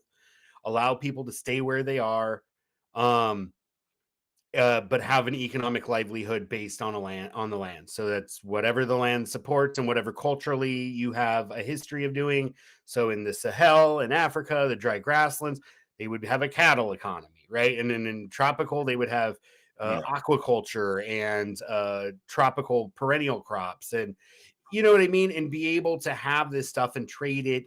You'd have in tropics, part of your system would be useful trees for medicines or fiber or something, and you would make some kind of product that could bear the cost of transportation elsewhere to help, help the economic exchange that leads to higher standards of living, right?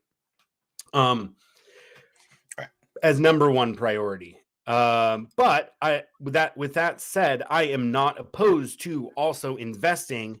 If we're going to subsidize, I would rather not spend it subsidizing fission if we're getting close to fusion, right? Or even if fusion seems like it might be, I'd rather just put the money towards that if it's known to be potentially able to stand on its own feet economically, unlike fission, and also be safer in terms of like the radiological isotopes that are produced. Well, and one of the biggest things that holds back the renewables is those subsidies that are going to nuclear, fossil fuels, etc. Like, I've always heard, oh, well, you can't, really you compete because electricity generated costs more. And it's like, how many subsidies are those, renewables getting as compared to the fossil fuels. And if you remove that from the equation, what does it look like then? And Right. I've only seen a couple papers on it, but it generally tends to be that they're about even right now. And with the way that research is going and production is going, it's going to reach a tipping point very soon if it hasn't already. I mean, that's probably about 3 years ago that I looked into it. So I mean, it's probably already past the tipping point now, where if you remove subsidies from the equation, renewables are better. And then the only thing you really need to be concerned about is, what do you do when the sun don't shine and the wind don't blow? We already have answers to that, from things as easy as like you lift a heavy weight up during the day when you do have sun or wind, and then you release it slowly when you don't, and then you convert that into a flywheel, that generates electricity. There's all kinds of amazingly simple things that we can do to store energy, and it's not just, like you can pump water up a hill and then let it fall back down at night and generate electricity that way.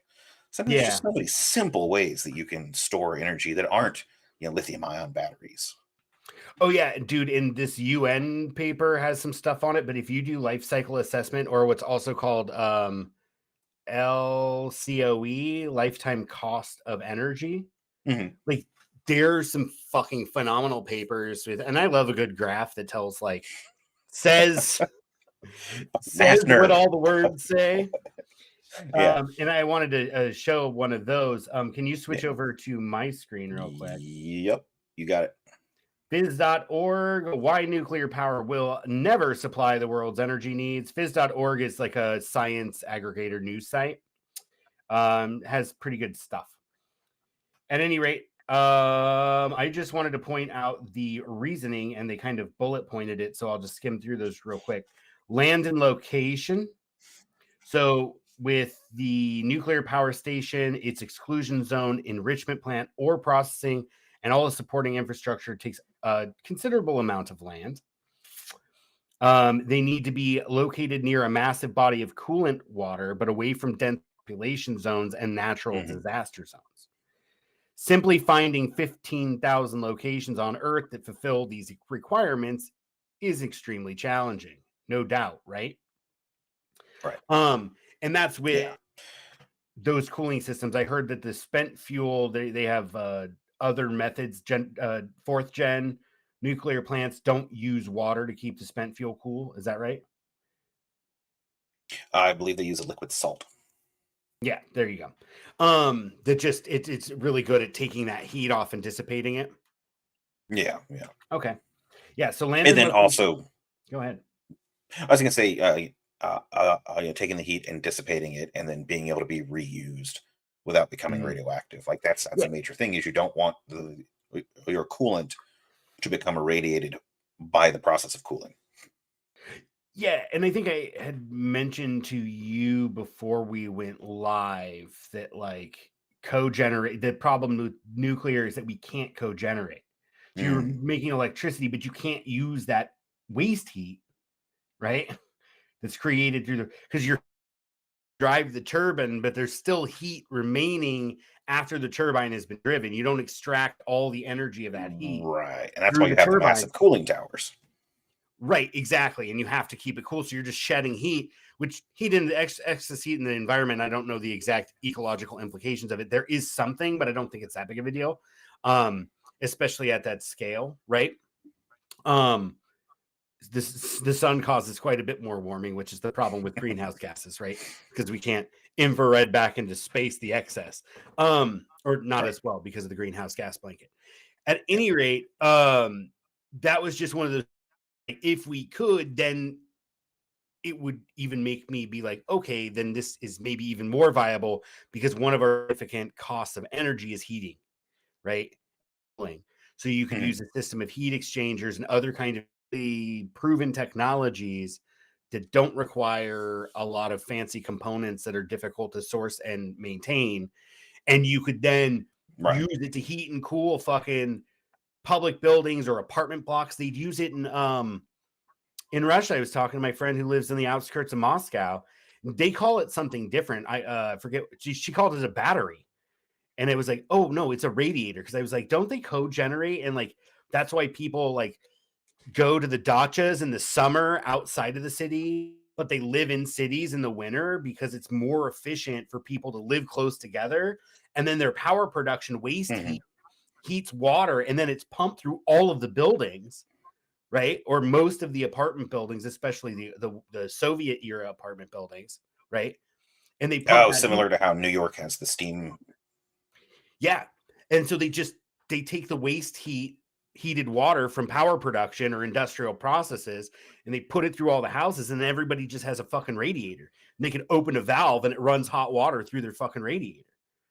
Right. And you're right. There are in New York, there's old systems like that too, that people have those, just your heater is just like a bunch of fins, and it's fixed on the wall. That's the only place you get heat in your apartment, but it works. And it's also taking something that you would normally be like, I don't know what to do with all this hot water. I guess we'll just dump it back in the creek and forget about what it does to fish, Right. to have all that fucking hot water or whatever. Fish. Well, I know salmon fucking have a very, we were talking about temperature tolerances earlier. Salmon have a very small tolerance for differential in temperature. They like need the temperature to be a particular, and if it gets much past that, they don't have like a lot of room where their metabolic processes slow down. It's just like if 2 degrees above their like threshold, they fucking just die. I forget what it is exactly, but they have a very low tolerance for warmer temperature water, which is why so many die during drought and early spring heat waves during the salmon run, because the creeks are really thin and the water's too warm. It kills them. We had a big fish kill in Butte Creek last year or year before. Oh, did you look it up? This website's giving me a raging brainer. No. This website is giving me a raging brainer. Yeah. Well, it talks about neutron embrittlement. Neutron embrittlement. That's the shit right there. That's my shit. That's where components start to break down because they're being bombarded by neutrons. Yeah. They just cause defects in the crystal lattice in the little like interstitial spaces, and it like just basically takes the strength of most metals and reduces them. Yeah, that was actually in that 3 Mile Island doc that I mentioned a few episodes back. That was one of their concerns when they were setting, because the people involved in it who were plant operators or engineers or whatever were like, no, like we need more time to build the crane to remove that piece to get the thing, because like the way they were using, they're like, as soon as it's fucking hit with neutron, like it will likely become too weak to hold the weight you're trying to hold with it. And then if you drop it, now we're talking about full meltdown. Well, and the thing is, I don't know exactly when you have it was the cap that goes on the reactor. They were trying to pull it up. And not only that, but you got to pump the water, and there are low flow spots that tend to exist around the pumps themselves, ironically, and so you get a lot of material that gets caught in pumps and valves, primarily, and it causes weakness there, and that's one of the places you really don't want neutron embrittlement, which will happen, but that's where it's focused a lot. Yeah, that's what happened at 3 Mile Island. I think it was a fucking pump got jammed, like it just didn't close when a valve didn't close when it was supposed to. A valve, I said pump. I mean just a component of the pumping system. If you turn a valve off, it's pretty much a pump. Or sorry, turn the pump off, it's pretty much a valve. Yeah, that's touche. Okay, let's finish going through this real quick. Lifetime. This was one that I really thought was an important thing that they didn't talk about in Left Reckoning, and they're not going to talk about it because they're too busy being like, this will give good union jobs and help governments and blah blah blah blah. They're not talking about the real implications of making this suggestion that nuclear is like a fix for climate change, right? And maintaining industrial society while also trying to wean ourselves off of carbon, right? Every nuclear power station needs to be decommissioned after 40 to 60 years. I think they can go a little longer than that with a little push. Due to neutron embrittlement, you mentioned that, cracks that develop on metals, nuclear stations need 50 years on average. Then with 15,000 nuclear power stations, one station would be need to be built and another decommissioned somewhere every day. Every single day, one would have to come online and one would be going offline. Currently, it takes 6 to 12 years to build a nuclear station. Sorry, go ahead. I was going to say, due to that 6 to 12 years they're talking about, now you're talking about you got to get ahead of the game.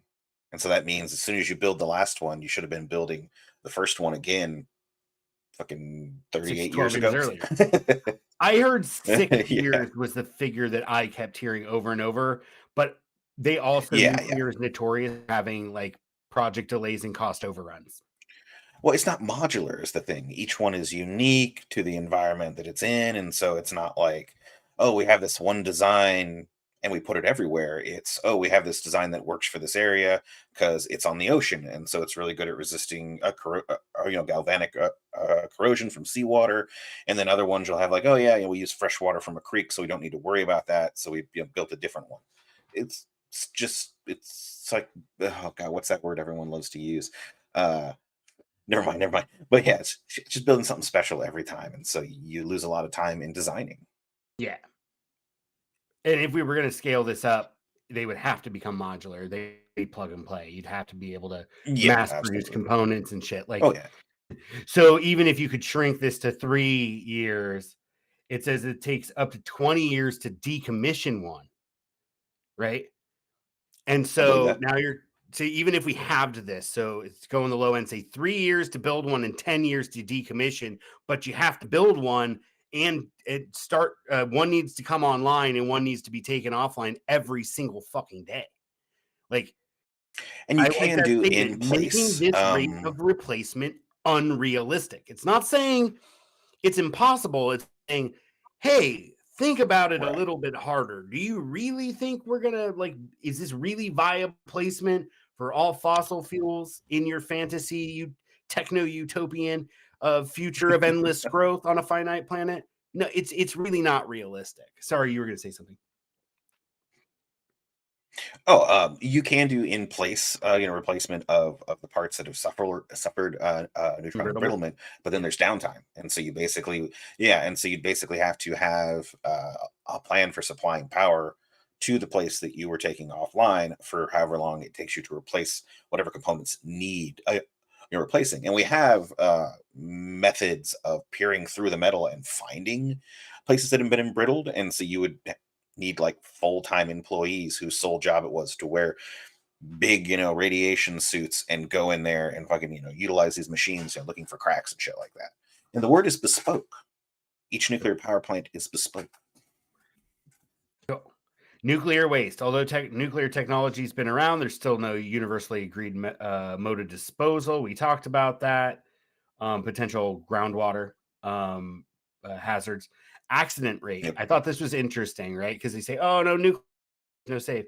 But we're talking about scale. So if there's 10 plants and there's a 1% likelihood or a 0.5% likelihood, okay, probably not very likely. But if you take a 0.5% likelihood and then put it over 10,000, 15, 20,000 repetitions, your chance of landing that is going to be the same.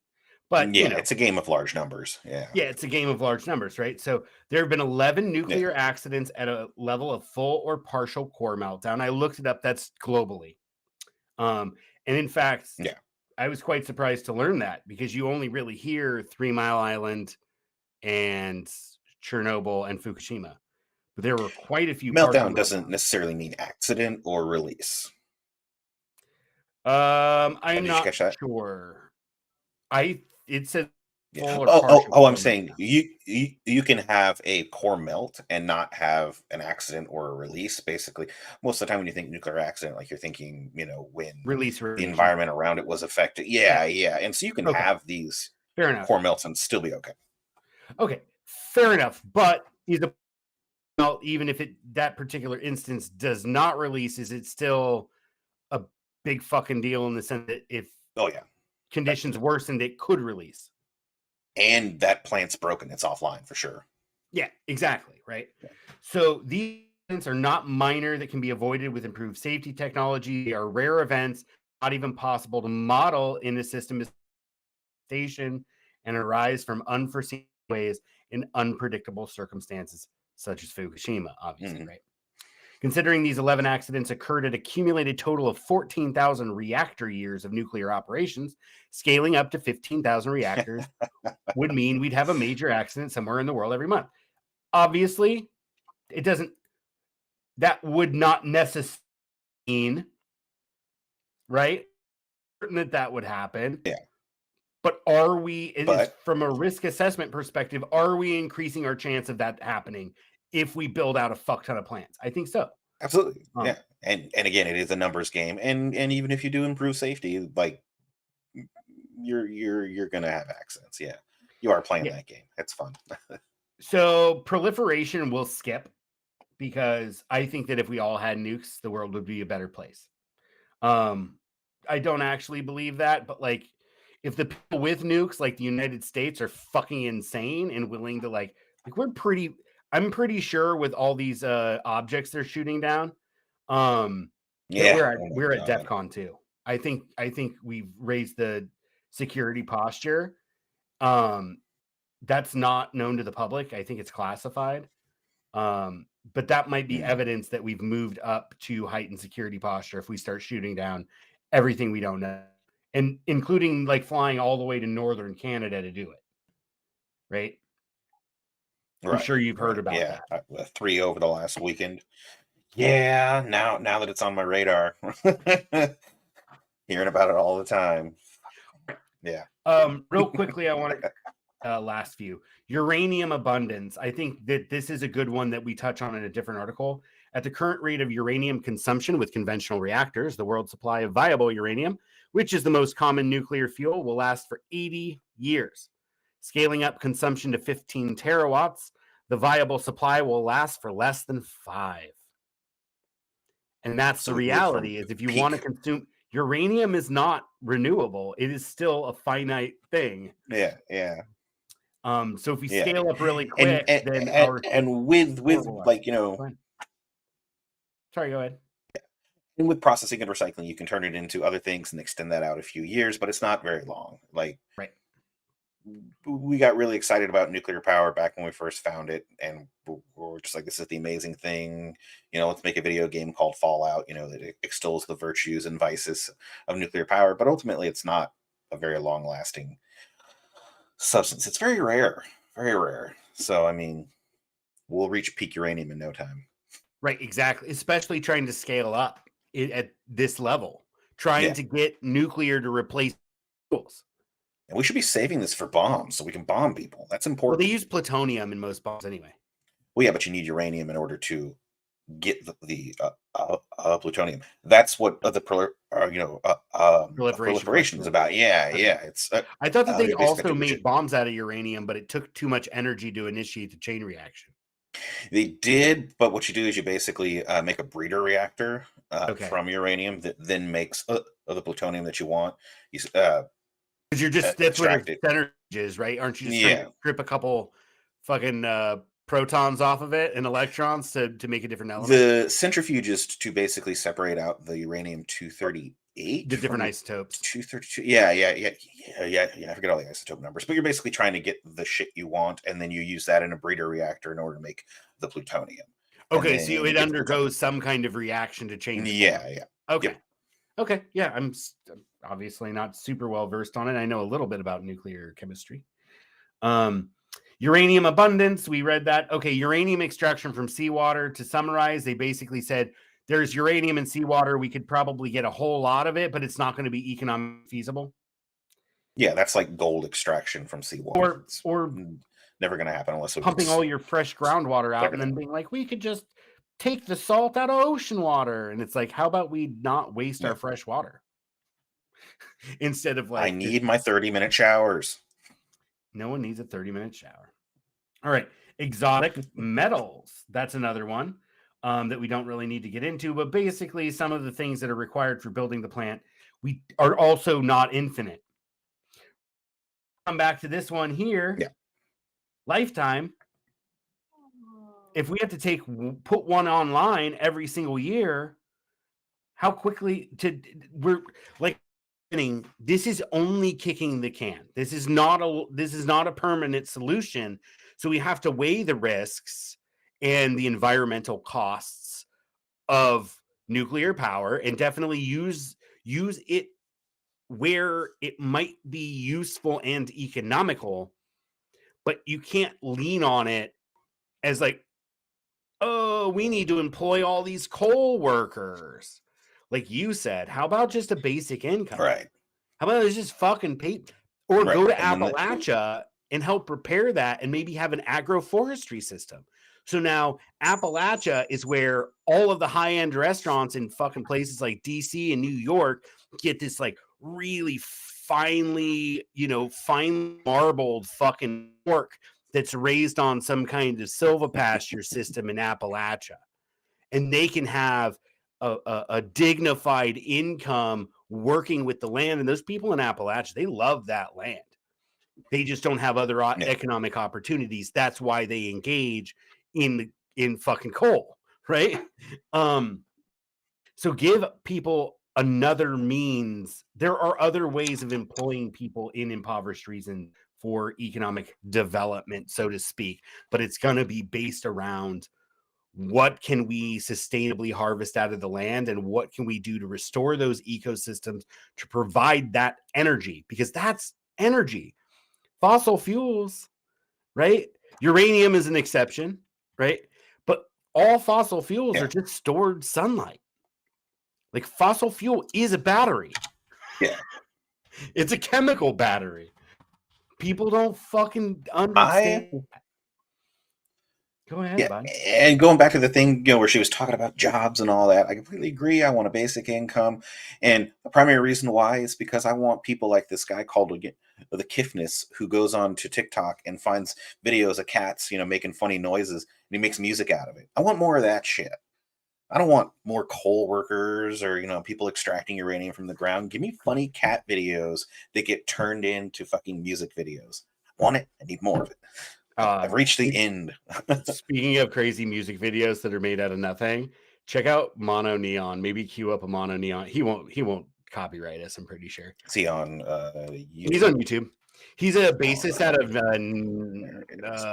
he's out of Memphis, I want to say. And he's got a very George Clinton-esque thing. He actually did a song recently with George Clinton.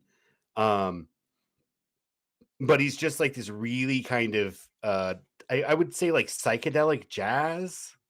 Do you have a song in particular you like to play, or just find? Yeah, it's a clip of Theo was always on Joe Rogan's show, asking Neil deGrasse Tyson if the universe is gay or straight. Okay. It's out. Okay. Yeah, is outer space gay or straight? Cue that shit up, and we'll end this. Okay, great. But he just takes like a conversation that people are having and then plays their voice tonality, and then like they're having a conversation, and then he makes it a song. But he's outer. No, don't play it now. You're queued up on my screen, correct? Yeah, I'm queued up. From DW, this is a Germany-based like multinational press organization, kind of like the AP, Associated Press. And so they have this article. Germans are notoriously anti-nuclear. They're phasing out all their nuclear power. And so take this with a grain of salt. But is nuclear good for the climate? And I just wanted to show a couple graphs and not really read this. But this is the CO2 equivalent of in grams per kilowatt hours. Always be mindful of your units when researching this stuff, because it's sometimes in kilograms per megawatt. And so you might be like, oh, this says 100, but this says 1,000, right? Like, or says 10 or whatever. Just be mindful of your units. But here you go. Coal, really fucking bad. Coal, cleaner coal. And anthracite, it's just a tighter chemical bond. Lignite is like the really low. It's been metamorphosed. What's that? Yeah. Yeah, anthracite has been metamorphosed further, and it's usually considered to be higher quality. Yeah. Lignite is pretty much like that. Lignite is what a peat bog would be in like a fucking few tens of thousands. Yeah, it's like very young. Yeah, exactly. Is my understanding in terms of like. You are not wrong. Yeah. Okay. Natural gas. This is 442. I see natural gas often listed as much less. In this would be like 200 versus 120 or something. Yeah. But either way, natural gas 442, 117 grams per kilowatt hour. Mm-hmm. And then PV, onshore wind, offshore wind. Interesting. This is also different than from what I read. Offshore generally has a slightly higher because the pedestal requires more materials and engineering. Maintenance and stuff too. Yeah, precisely. Yeah. But generally offshore is listed as slightly more carbon intensive than onshore, than hydro. And this is, you will see dozens and dozens and dozens of these, and they all say something slightly different because everybody has a slightly different methodology. But you can start to see a pattern when you start looking at them that obviously coal is fucking bad. And the other thing they said in that Left Reckoning clip, coal does have a considerable radiological risk to it and other health risks. Like burning coal is fucking bad. People who say, hey, maybe nuclear can't replace all fossil fuels in the way that you think it can, does not mean that we advocate for burning coal. In fact, the U.S. burns very little coal, which is why we were even talking about coal jobs in Appalachia being an issue.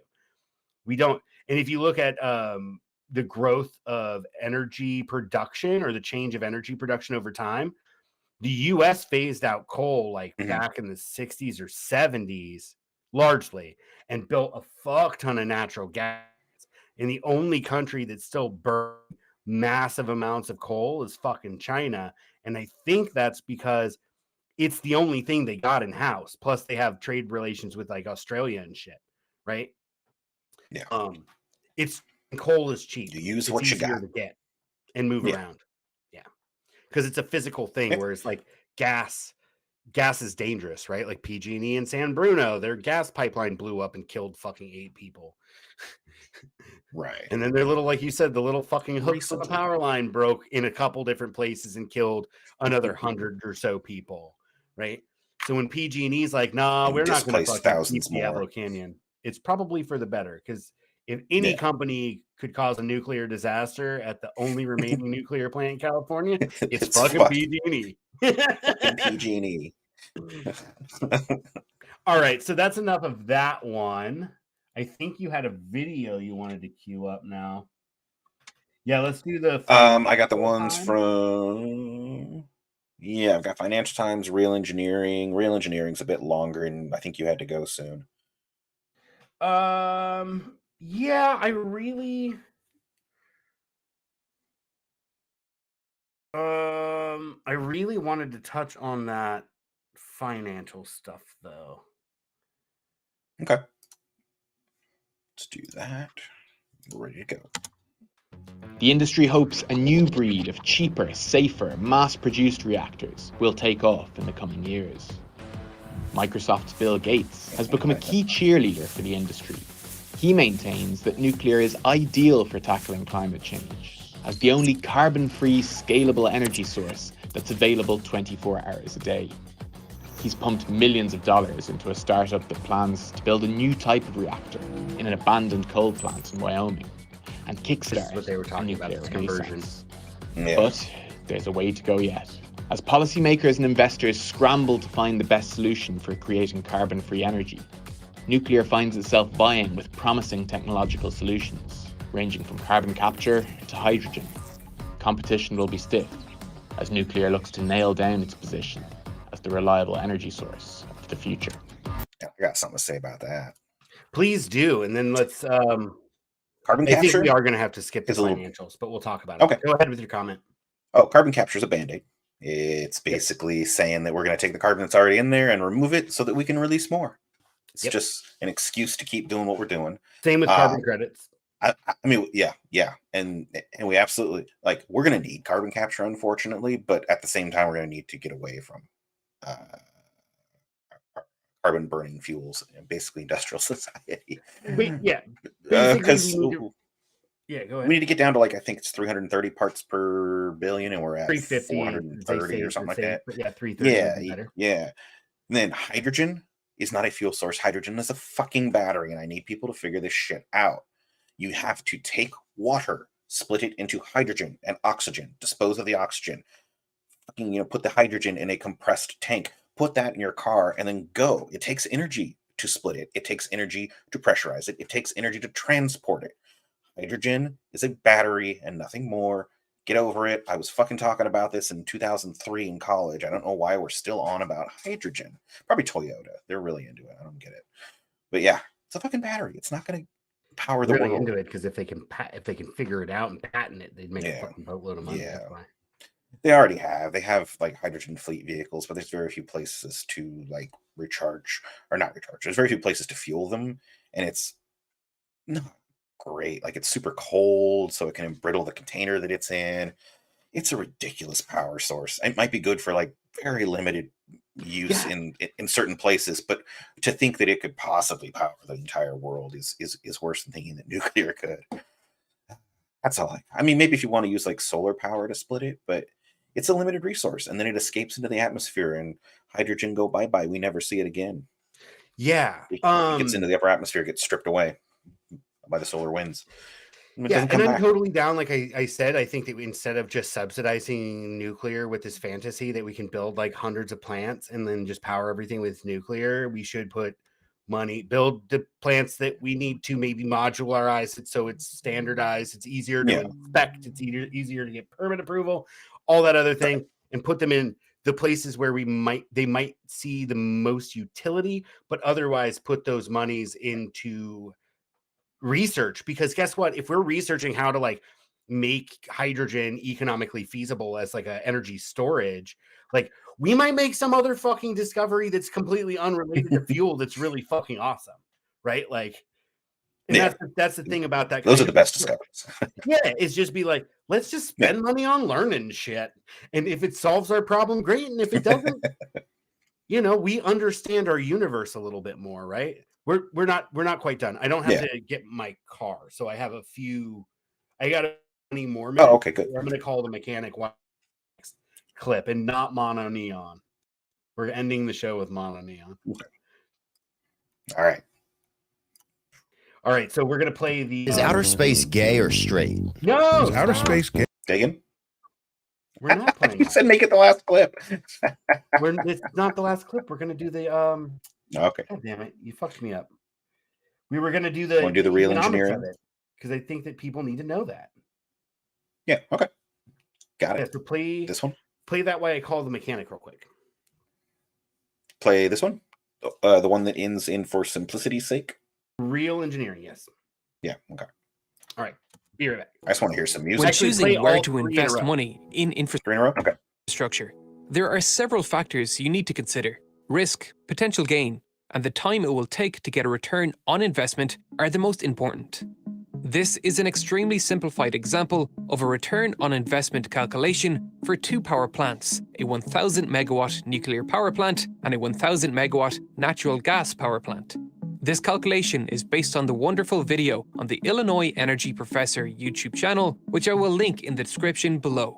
When making this kind of calculation, we have a few variables we need to consider.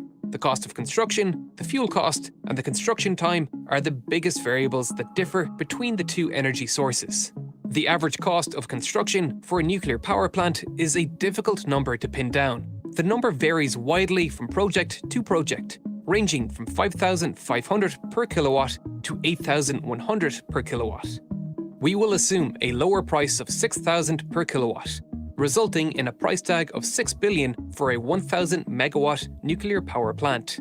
Natural gas, on the other hand, is one of the cheapest types of power plants to construct, with a cost of about $920 per kilowatt. So, a 1,000 megawatt power plant would cost $0.92 billion.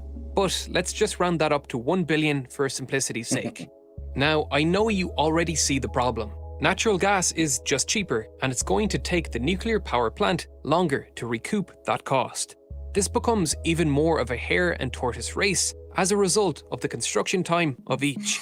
The average nuclear power plant takes 6 years to construct, whereas your typical natural gas power plant takes about 2 years to construct. This becomes a... I just want to say that I absolutely hate the fucking return on investment concept. Like, the economics are cool and all, but if one can run longer and ultimately cheaper over the long term, that, in this instance, is what matters more than anything else. Like, the overall efficiency matters a hell of a lot more than can we make money off of it quickly.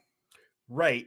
Except like in the case of Rancho Seco, when there was a problem and they had to shut the plant down or one of the reactors, and then the plant, then it's like, oh shit, it's going to be too expensive to fix, and you have to at some point cut your losses. So it was never profitable. Yeah. Like, well, and that's super unfortunate. I mean, you can't expect that's going to happen every time, but it is a glaring case that's going to make people real gun shy about.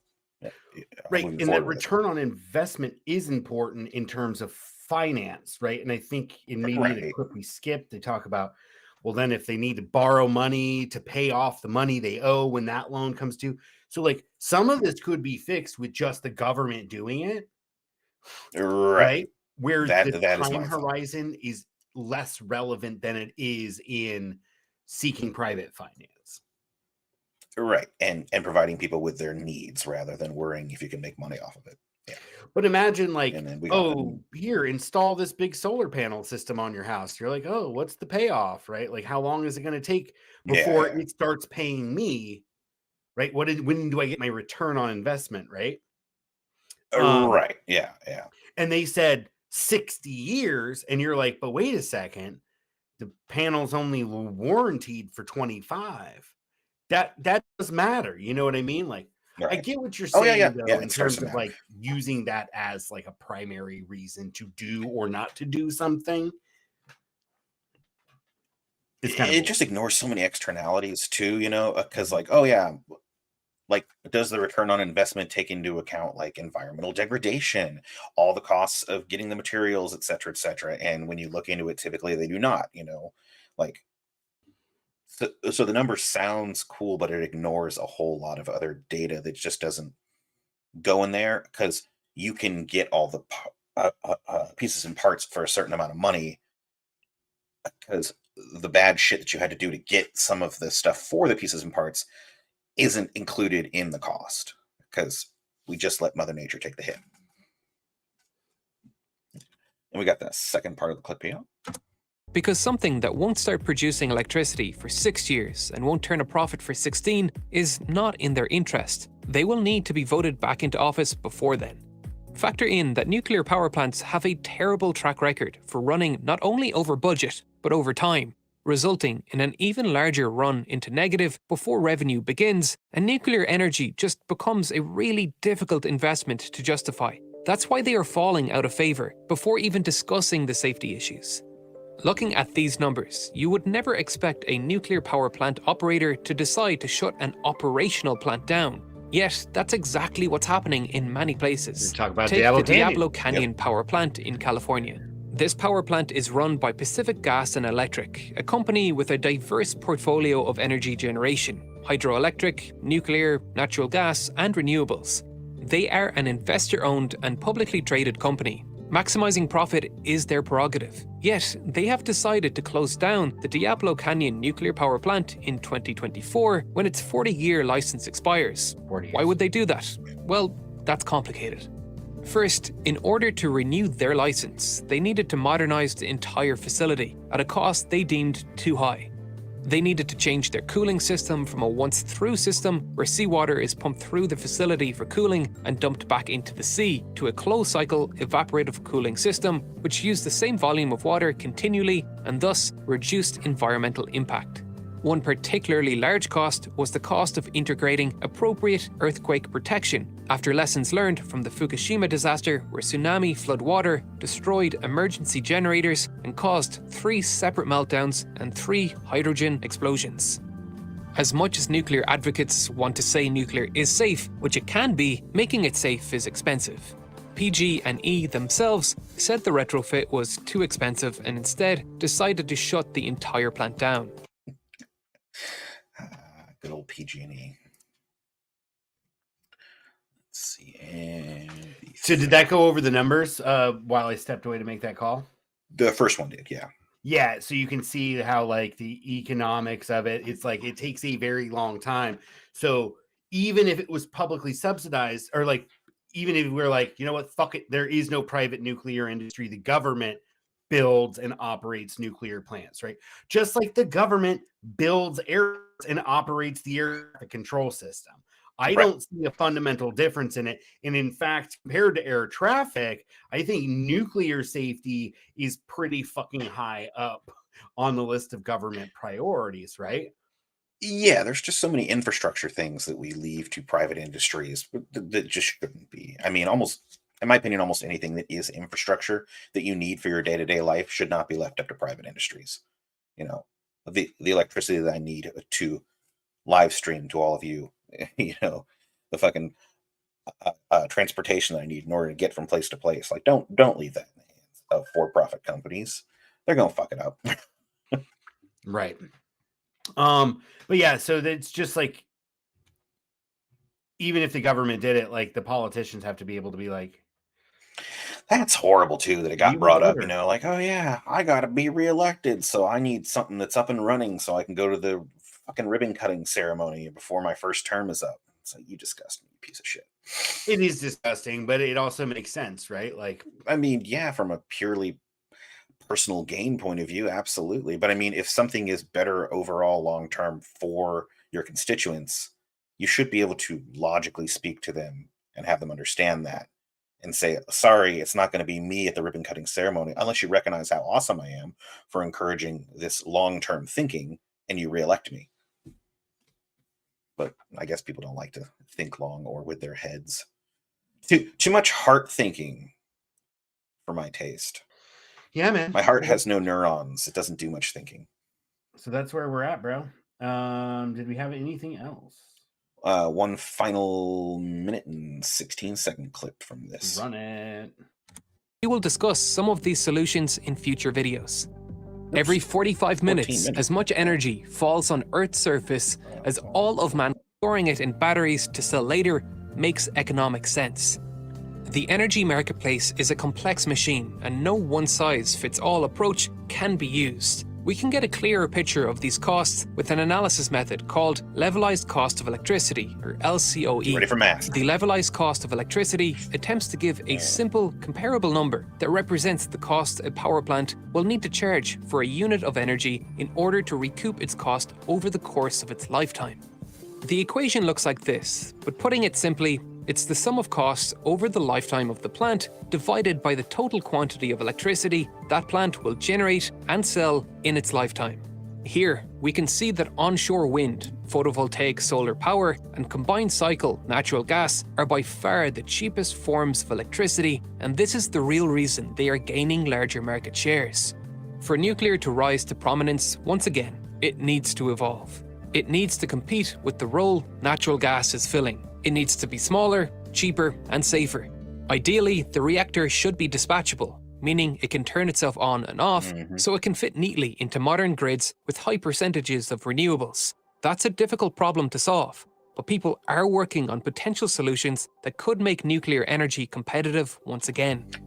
And again, with peak uranium being not too long after you start deploying all these, we got to be smart about it. We got to use it in places where it makes the most sense, where it's hard to get other types of fuels that are more efficient or better suited to the environment. Areas where, say, there's not a lot of wind or not a lot of sunlight, London, for example. Yeah. And so really another thing that he kind of touched on but didn't really get to, he talked about scaling, right? So one of the issues with renewables, they say, is that at night sun isn't shining, right? Yeah. And so natural gas has to fill in. At night, people use less electricity, right? Because most everybody's sleeping or whatever. And so, like, if the sun powered like our daytime stuff, and really we have to be more efficient.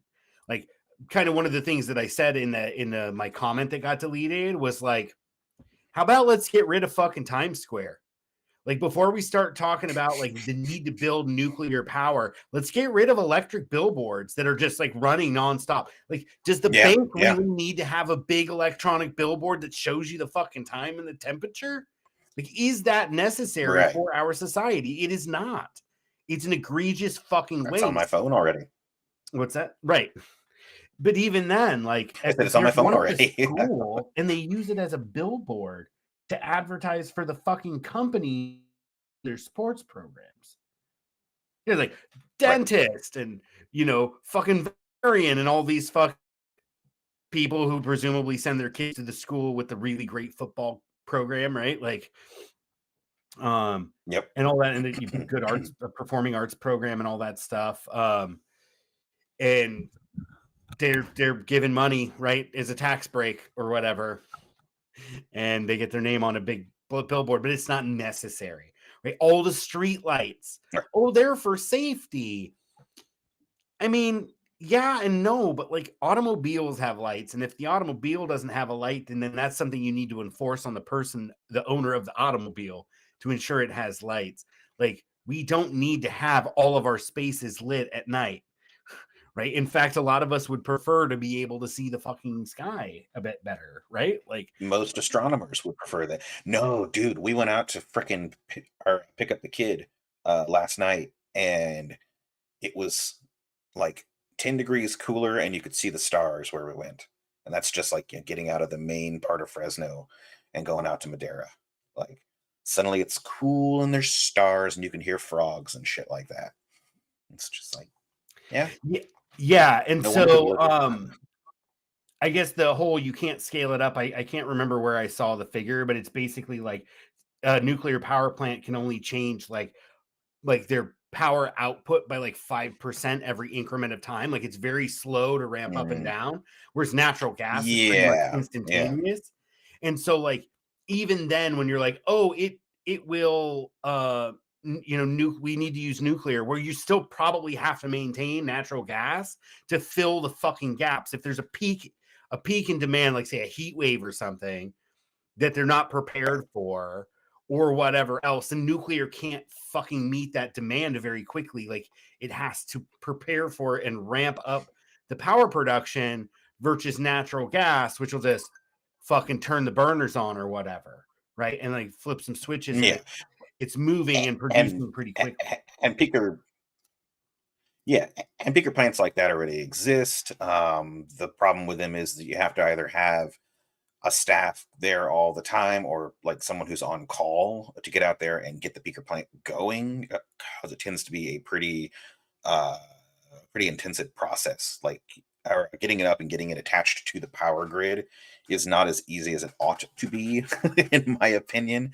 That was one of my least favorite parts of stepping over into the electrician's chair on the submarine, was syncing shore power with ship power. Like, it's a bitch. I was really bad at that one job. I fucking hated it. And yeah, because it's just, you have electricity and it's got to be in sync, or else, you know, worst comes to worst, you trip some, well, the best case is you trip some breakers. Yeah, worst case, you start a fire. Yeah, come back to me. My document here from the United Nations Economic Commission on Europe. It's a life cycle assessment of different kinds of power production. Dude, this has actually nuclear being on the lower end in terms of total lifetime from nuclear, more than the DW. Are you trying to show that graph? Yeah, I showed the graph, but I also wanted to show some of these other ones. Okay. It's a bit hard to read. It's pretty small. Oh, should I scroll in? Yeah. Okay. There we go. So this ESG score, that's environment, sustainability, and governance goals. It's kind of a metric the UN has for determining other things other than environment, social, and governance. Okay. So other than economic, right?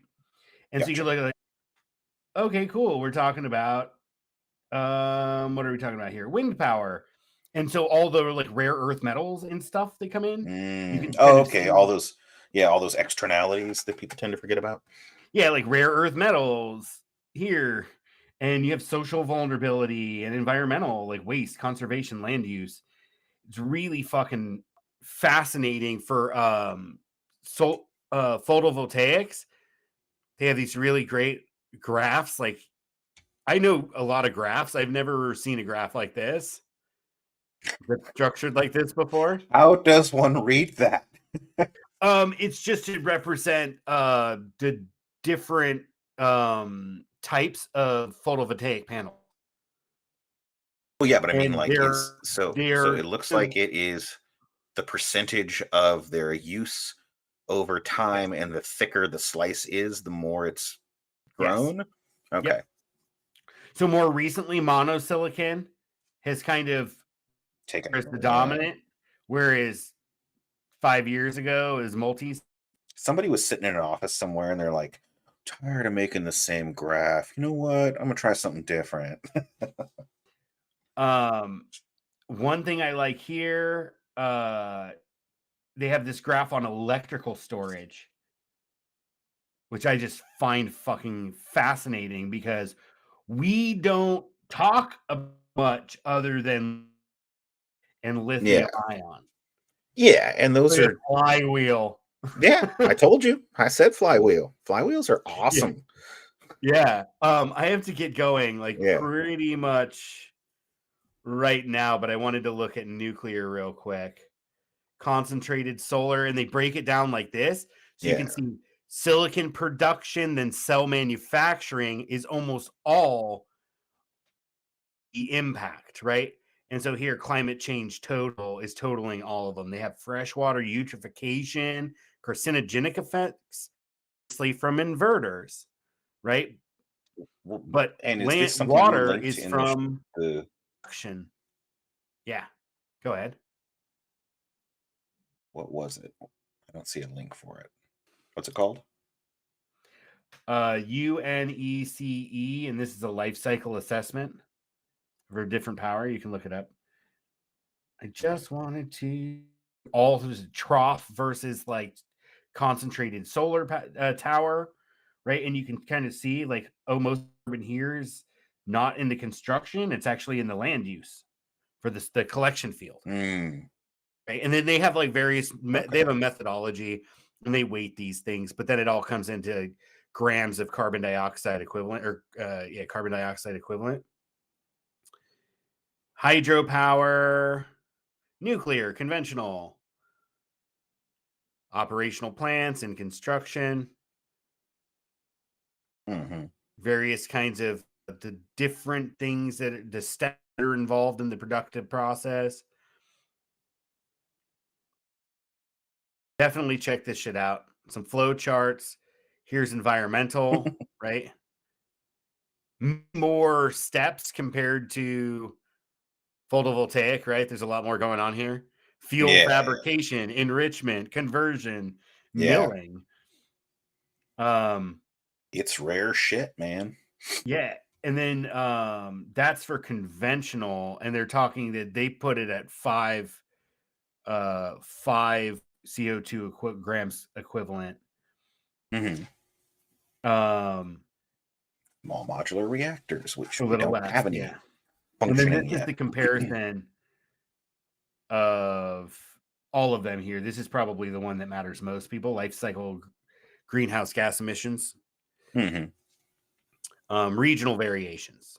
So, because some are going to do have better or lower carbon for photovoltaics. Because if you're basing it on per unit power, they're going to have per kilowatt hour, right? So they're going to, in a sunnier place, it's going to have a lower carbon footprint for PV versus something higher, because you need more PV for the equivalent amount of energy in a place that's not a sun thing, right? But anyway, it's all down, and here it says somewhere DW put it at 110 grams, so considerably higher. And like I said, there's a study that shows that about half the studies put it in the low end, and the other half put it at like the 100+. Really high end. Yeah, which 100+ is putting it higher than is putting it on par with natural gas. Right. So is nuclear the future? I don't know. I think that there's a place for it. I think you would agree that there's a time and a place for it, but that it's a lot complicated than the industry shills will fucking tell you. And we should call people out on that shit when they allow people, industry shills, onto their platform to give incomplete picture of reality. We need thinking skills now more than ever, because we need to address climate change. Nuclear is not a fucking silver bullet. It's not going to fix it. If anything, even to scale, you forget all the potential issues with scaling this up, and you're still only kicking the can a few decades. And is it worth permanent waste? Right? What's the half-life on a fucking cask of waste? Yeah, millions of years, right? Half the life of uranium's like fucking 3 million years. No. Oh no. No. Much. It's shorter. It's tens of thousands of years. Yeah. Oh, okay. Only tens of thousands. I mean, well past any of us. Only tens of thousands of years. Way past any of us, though. But that's we won't be around, right? So how many half-lives do you need to do before it's no longer giving you lethal doses of radiation? I think it's generally around like 3 or so half-lives are considered for most nuclear sources to no longer be deadly. It would depend on how it is administered too. Pretty sure that's don't eat nuclear waste, folks. Sure. How many half-lives? 700 years for the half-life of uranium-235. I mean, I'm just remembering off the top of my head. Okay, so 700,000. We were both wrong. It's not it's not 3 million, and it's not 100,000. There you go. Or tens of thousands. Not bad. It's a little less than a million, but still 3 million years before that's clear. So is it worth it? In my opinion, I think that it could be part of the mix, but we can't lean on it heavily. And we talk about these issues, and we talk about integrity in this space and truth telling, because we live. What did what's his name say? I forget the guy who said it. In times of universal deceit, telling truth becomes a revelation. Who's that? George Orwell. Yeah, probably. Yeah, and we need to be telling the truth now more than ever, because when liberty dies, it dies with thunderous applause. With thunderous applause, and also Mono Neo. And now we end with Mono Neo. Take it easy, my friend. Later. Is outer space gay or straight? Is outer space gay or straight? So for you to say, is the universe gay or straight? Whatever the universe is, it's on a spectrum. So it's bi. Is outer space gay or straight? Is outer space gay or straight? So for you to say, is the universe gay or straight? Whatever the universe is, it's on a spectrum. So it's bi. Is outer space gay or straight? Is outer space gay or straight? So for you to say, is the universe gay or straight? Whatever the universe is, it's on a spectrum. So it's bi. Don't copyright us, Mono. We love you. Peace out, everybody. Later, y'all. Is outer space gay or straight? Is outer space gay or straight? So for you to say, is the universe gay or straight? Whatever the universe is, it's on a spectrum. So it's bi. Is outer space gay or straight? Is outer space gay or straight? So for you to say, is the universe gay or straight? Whatever the universe is, it's on a spectrum.